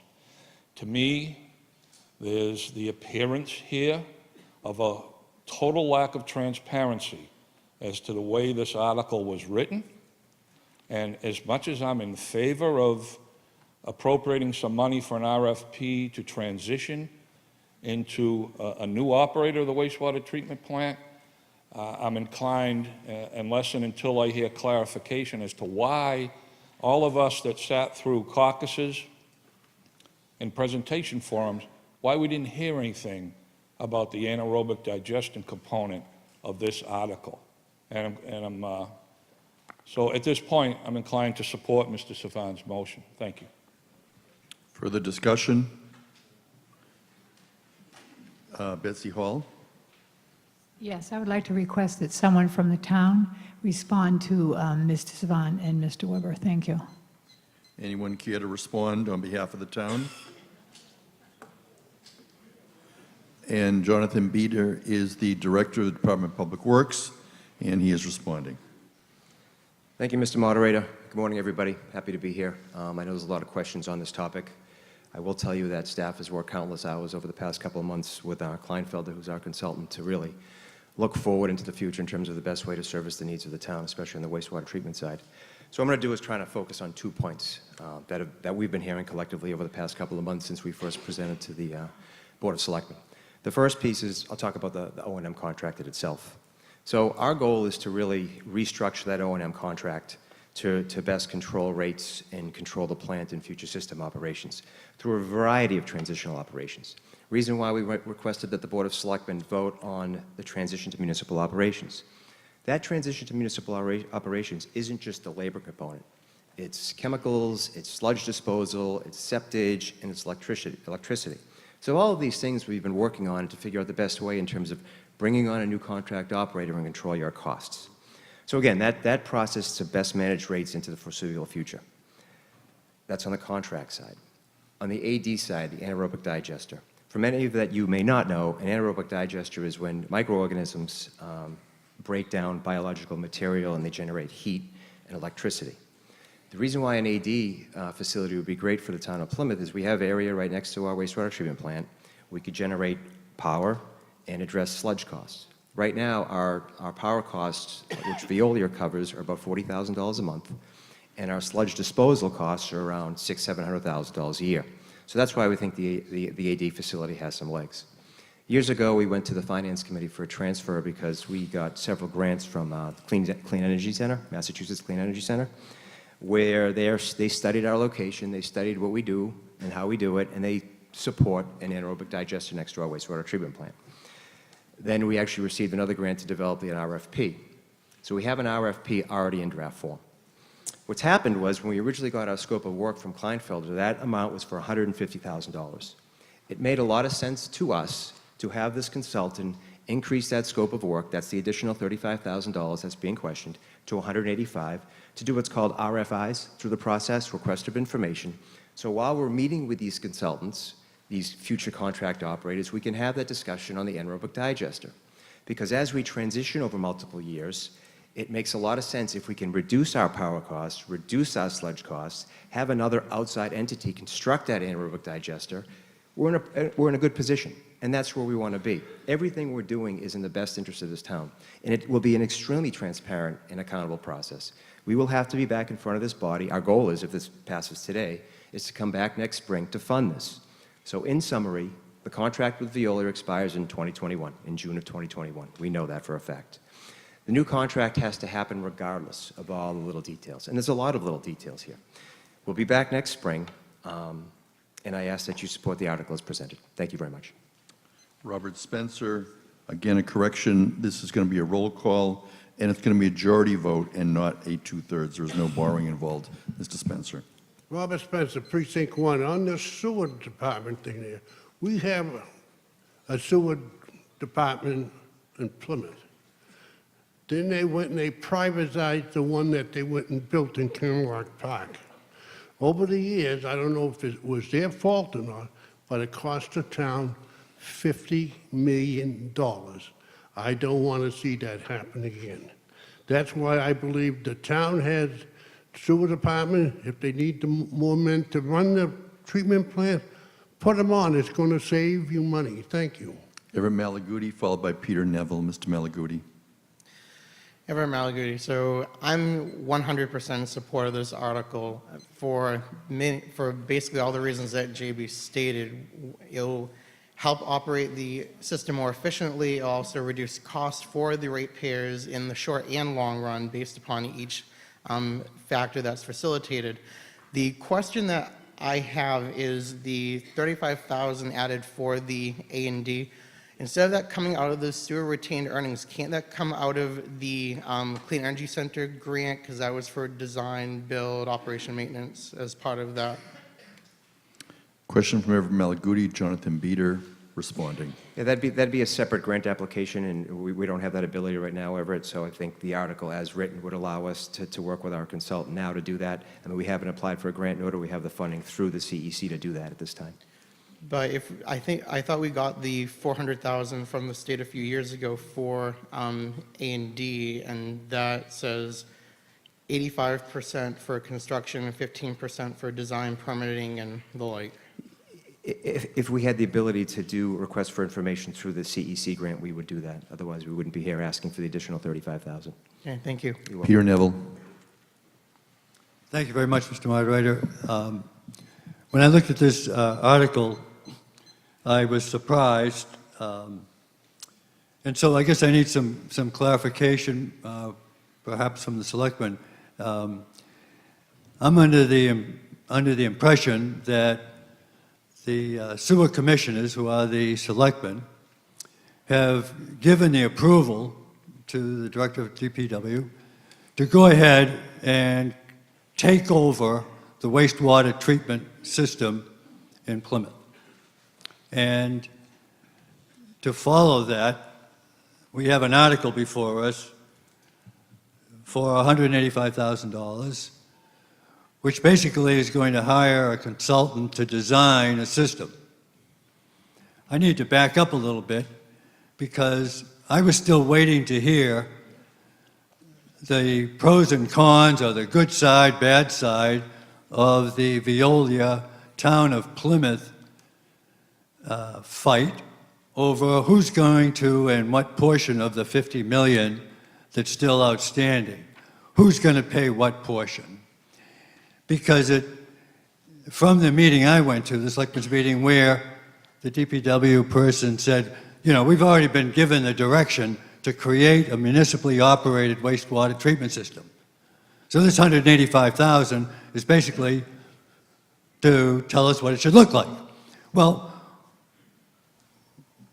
have we decided what, you know, this is a divorce. There's a good side. Each side has its good points. Each side had its bad points. So what did the town do, and what did Veolia do that created the $50 million problem? Or have the selectmen, as the sewer commissioners, already decided that a third-party contractor like Veolia, which has international standing doing this kind of work, they were at fault. So we're going to go to the town and have the town do this business. So my question is, you know, is the data in there? Have the selectmen made a decision based on Veolia was at fault, you know, and they don't want a third-party agreement? That's what this article did for me. So maybe every town meeting member here knows that the selectmen, as sewer commissioners, have already made the decision that the town is going to run this wastewater treatment system. That's done. Everybody here know that? This $185,000 is to pick a vendor. They can design a system. Now you got to ask, is it going to be better than the system we had? What was wrong with the system we had? I don't know. Do the sewer commissioners know? I know that, you know, Dale and other people say it just never worked. JP said it never worked. Well, what didn't work? It worked for 17 years. Those are my questions. Thank you. Marlene McCullum responding, Assistant Town Manager. Thank you. The sewer commissioners, which is the Board of Selectmen, have discussed the next phase or the next generation of operation at the sewer treatment plant. The plant is not being redesigned. It's not being rebuilt. The system will continue to operate. The question is, how will it be operated? And the selectmen spent quite a bit of time discussing three different options. The first option was another contractor to come in and operate everything.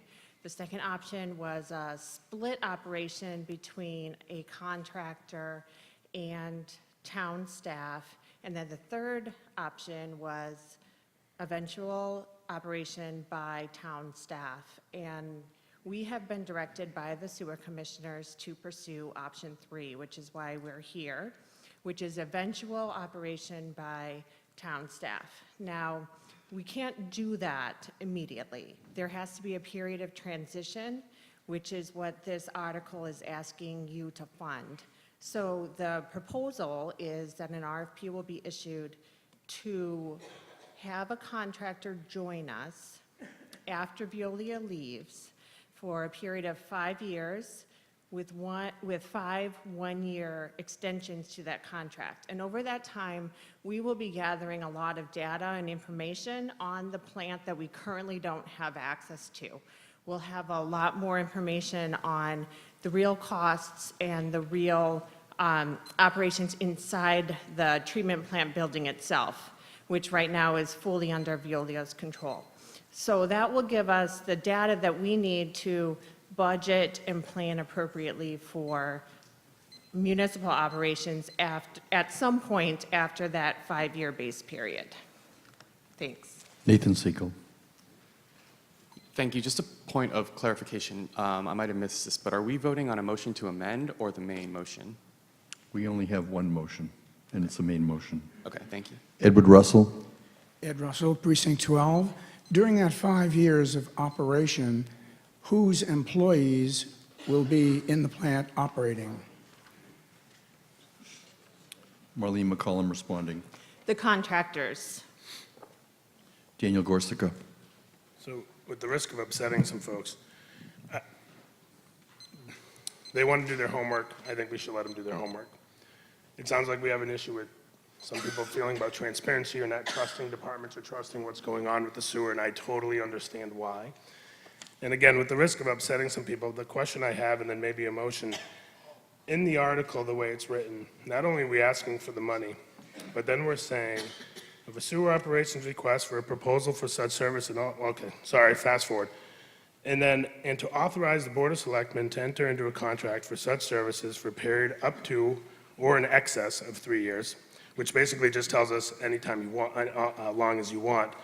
Terms are determined by the Board of best interest in the town.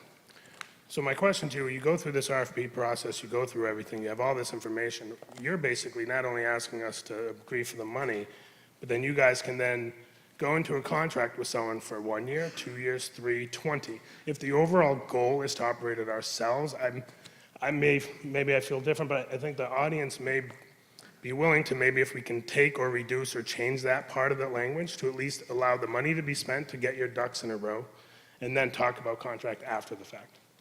So I just want a clarification. Is that essentially allowing you to get a new operator for as long as you want?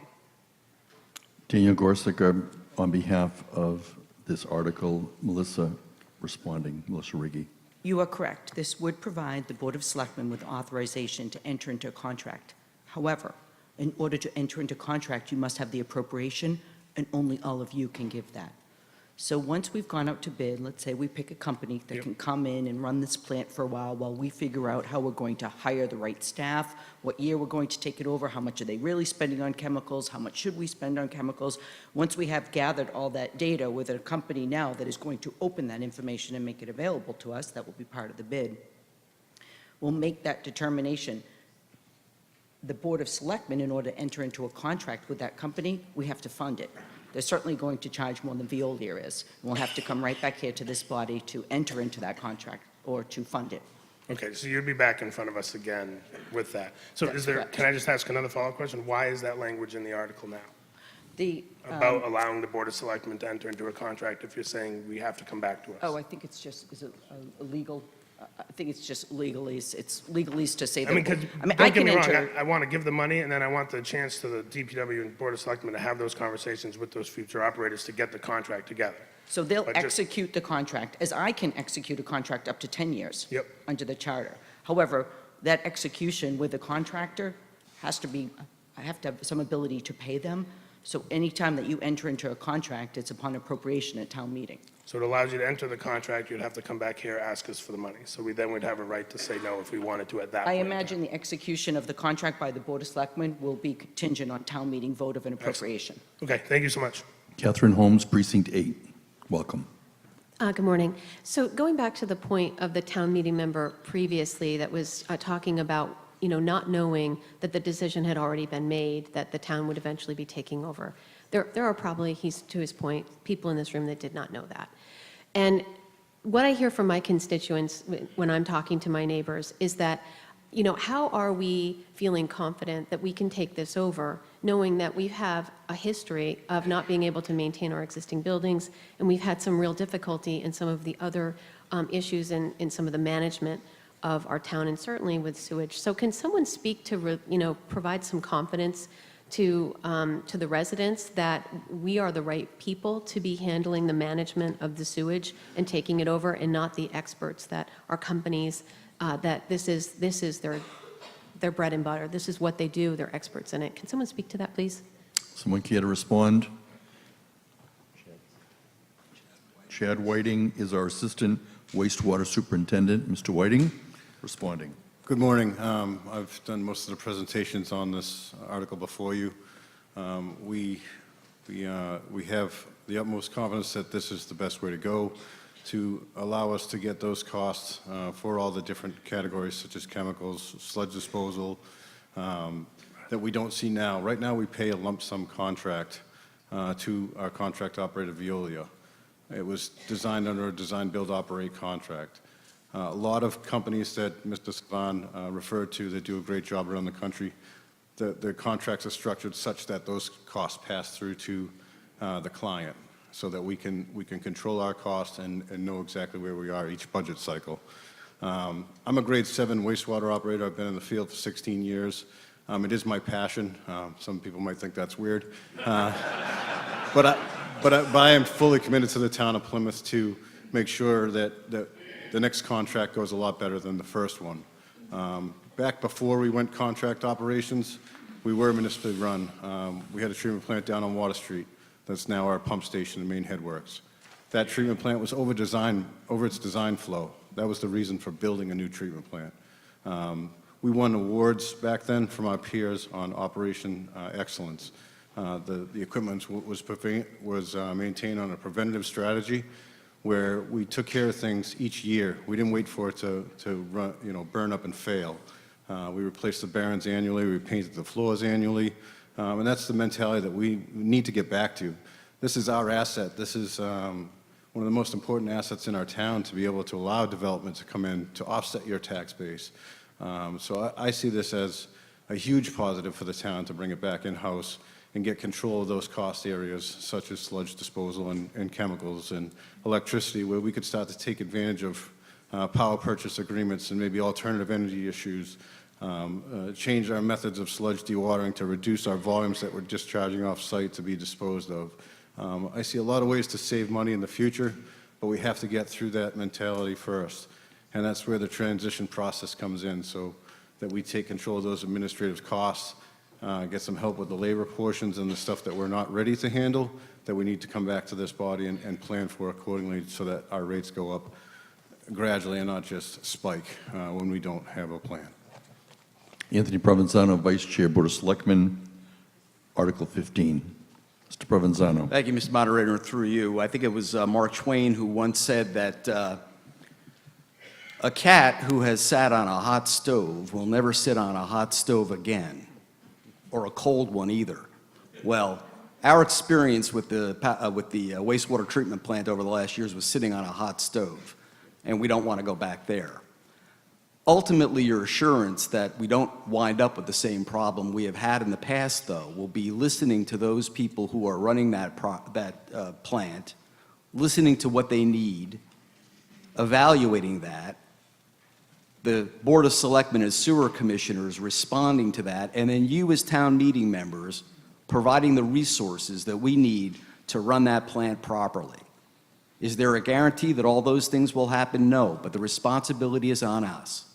I'll take my responsibility. I hope you take yours seriously. I know you do. But that is our best defense against running into the same kind of a problem we've had in the past. Thank you. Dale Weber. Thank you, Mr. Moderator. Dale Weber, Precinct 3 again. I thank you for the opportunity. I, too, am a grade 7 wastewater treatment plant operator, but my license is currently in abeyance because I no longer work in the field. Along with Gary Frizzell, who was the superintendent at the old treatment plant, and I was the plant operator, I was honored to receive the awards that Chad just mentioned about the most improved treatment plant in the Commonwealth based on voting from our peers. So I know that the town employees have a sense of pride and ownership that's not often found in a company that's providing for a service for profit. I'm not here to focus on that aspect of this article. The main reason I joined with Mr. Savan in this issue today is to seek clarity on the part of the motion that was never put into print, but was included in the supporting documents. And as Mr. Salerno read the motion to us today, you heard nothing in there about the construction, the eventuality of a construction of an anaerobic digestion plant to handle our food waste products that most everybody in this room now disposes of in their household trash. So I think what's going on here as part of this article is a snowball at the top of the hill that has just started to be pushed down the hill, and the eventuality of an enormous amount of financial exposure to the ratepayers and the taxpayers of Plymouth, because whether you're on sewer or not, I have a sneaking feeling that the anaerobic digestion issue will impact you. And that's what I'm seeking clarity on here today. Because at this point, I still am leaning towards Mr. Savan's motion until I hear the clarity as to what is an anaerobic digestion plant going to cost the ratepayers of Plymouth. Thank you. Marlene McCollum responding, Assistant Town Manager. So as we've been doing our research and exploring our options for operations and management, we have been talking about anaerobic digestion. It's something the town has talked about in the past. It has not obviously yet moved forward.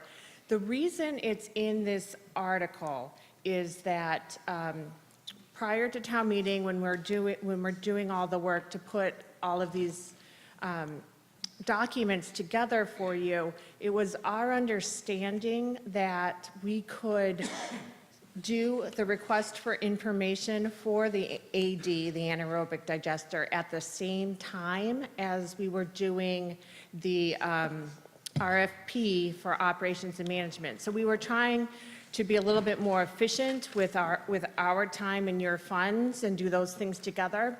We've since learned that we can't actually combine those under procurement law, so we have to do the operations and management RFP first, and then we can do the RFI for anaerobic digestion, but at this time, we can't move forward with them at the same time. We wanted to, which is why they're both together in this article, but we can still do them both, but the AD piece would have to come after, which is what that extra money is for. But and the AD piece is only, the funding's only for a request for information. It's not a design, it's not an RFP, it's not construction. That would all have to come later, and I'll have to come back to you before that decision was made. But at this point, we're searching for more information on whether that's advisable to be explored in the future or not. Belinda Brewster. Belinda Brewster, Precinct 5. Sorry for my voice. I have a little bit of laryngitis, which I know for some of you is a blessing. But I have no doubt that the gentleman who spoke, the assistant supervisor, has a passion for his work, that Dale did a great job. My concern with this RFP is, as selectman, and I was a selectman for 3 years, and I'll just tell you, when I was first selectman, I had a tour of the plant, met the people, and then we never discussed the plant again. There was no annual review of what was going on with the sewer, and the selectmen as sewer commissioners, at least during my time on it, really only talked about the sewer rates, not the management of the plant. So I have a concern that when you send the RFP, and I totally understand you want to do that to get access to what all of those costs are, and that's very commendable. But then to just stop and say, we are making the decision to go for town management now that we have these costs, without then going ahead and saying, now we know what our cost is to run it, but what is the cost of the RFP for an outside plan to run it? And I would think that there would be a lot of lessons learned of our relationship with our contractor that could be written in to the next contract to perhaps not have what happened before happened again. We're also currently in litigation with Viola regarding this $50 million cost to the town. My other concern is, if we do go fully town operated, something like this happens again, who are we going to sue? The town employees that are running it? No, of course not. So I'm not against an RFP being done to gather the cost. I'm against the decision being made before all of the information is in, not only to get the costs, but then to compare those costs and those management taking the lessons that we've learned and see if we can't get a better contractor. I can't believe that Viola is the best contractor or the only contractor in the world. And I understand we've been bitten by this situation, but let's just, yes, let's get the cost, but let's not make that decision before we have all the information that we need to what's the best way to run the waste management in town. And I don't, by any means at this point, can say, oh, I think that the town can do it better, or an outside contractor can. We just don't have the information. Patricia McCarthy. Excuse me. I believe, would you please stand. Mr. Neville, are you making a procedural motion? Mr. Neville moves to close debate. It is not debatable. We have a few people standing. I'll now call a voice vote as to whether to close debate on Article 15. All those in favor of closing debate say aye. Aye. Opposed say no. No. Motion carries by 2/3. We will now move to vote on Article 15. I will first take a voice vote, and then it will be a roll call. All those in favor of Article 15 say aye. Aye. Opposed say no. No. We'll have a roll call vote on Article 15. We'll get ready. It's a majority vote. We'll be taking the vote when the light goes on, and you'll be ready to vote on Article 15. You'll have your remotes ready. This is Article 15 of the special town meeting, and we are live on Saturday, April 6th. We are at Plymouth North High School and coming to you live. This is the time we will now vote. When the light goes on, please begin. And this is on Article 15. And we should display the seconds if we have that display. It's not for a generic, I'm being told. So you do have 20 seconds in which to vote. 115 of 135 have voted, and 116 have voted. This is on Article 15. And following the completion of the vote, we will have a display of the voting. And now we are going to take the vote. The vote has already occurred. You can ignore the display of the time. This failed. 61.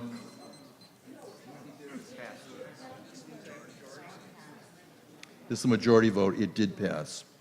60, despite what you see in the display, 67 having voted in favor, 49 in opposition, 0 abstentions. It does pass. We're now passing through the precincts 7, 8, and 9. So ignore the reference on the display that it failed. It did pass. It's not a 2/3. It's a majority. And 10, 11, and 12. And we're then followed by precincts 13, 14, and 15. We move to Article 16.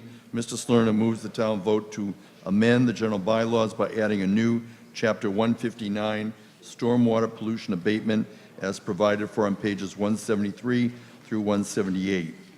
Mr. Salerno, a majority vote. In a vote of 11-1-0, the Advisory and Finance Committee recommends town meeting approve Article 16. Approval of this article will amend the general bylaws by adding a new Chapter 159, Stormwater Pollution Abatement. By adding Chapter 159, the town is satisfying the EPA requirement to adopt regulations to prohibit illicit connections and unauthorized discharges into the MS4 system. Further discussion? Hearing none, call for a vote. All those in favor say aye. Aye. Opposed say no. Motion carries by a majority. We now move to Article 17. It is withdrawn. We now move to Article 18. I have no motion. Hearing no motion, I declare no action. Mr. Salerno moves to dissolve the special town meeting. Do we have any discussion? Hearing none, I will call for a vote. All those in favor say aye. Aye. Opposed say no. The motion carries. We are dissolving the special town meeting at 12:02 p.m. Now, there being no further business to come before the special town meeting, we now have the annual town meeting reopened at 12:02 p.m. And at this time, we have Article 1 of the annual town meeting. And annual town meeting, Article 1 is withdrawn. Article 2, to hear the reports of the several boards and officers, Mr. Salerno moves the town vote to receive the reports of several boards, officers, and committees of the town. It's a majority vote. Mr. Salerno. In a unanimous vote of 12-0-0, the Advisory and Finance Committee recommends town meeting approve Article 12. Approval of this article will allow boards and committees to place their reports on file with the town clerk. Most board and committee reports can be found in the annual town report. Further discussion on Article 2? Hearing none, call for a vote. All those in favor say aye. Aye. Opposed say no. Motion carries. This town meeting is in its lunch recess for 45 minutes at 12:03 p.m. Thank you.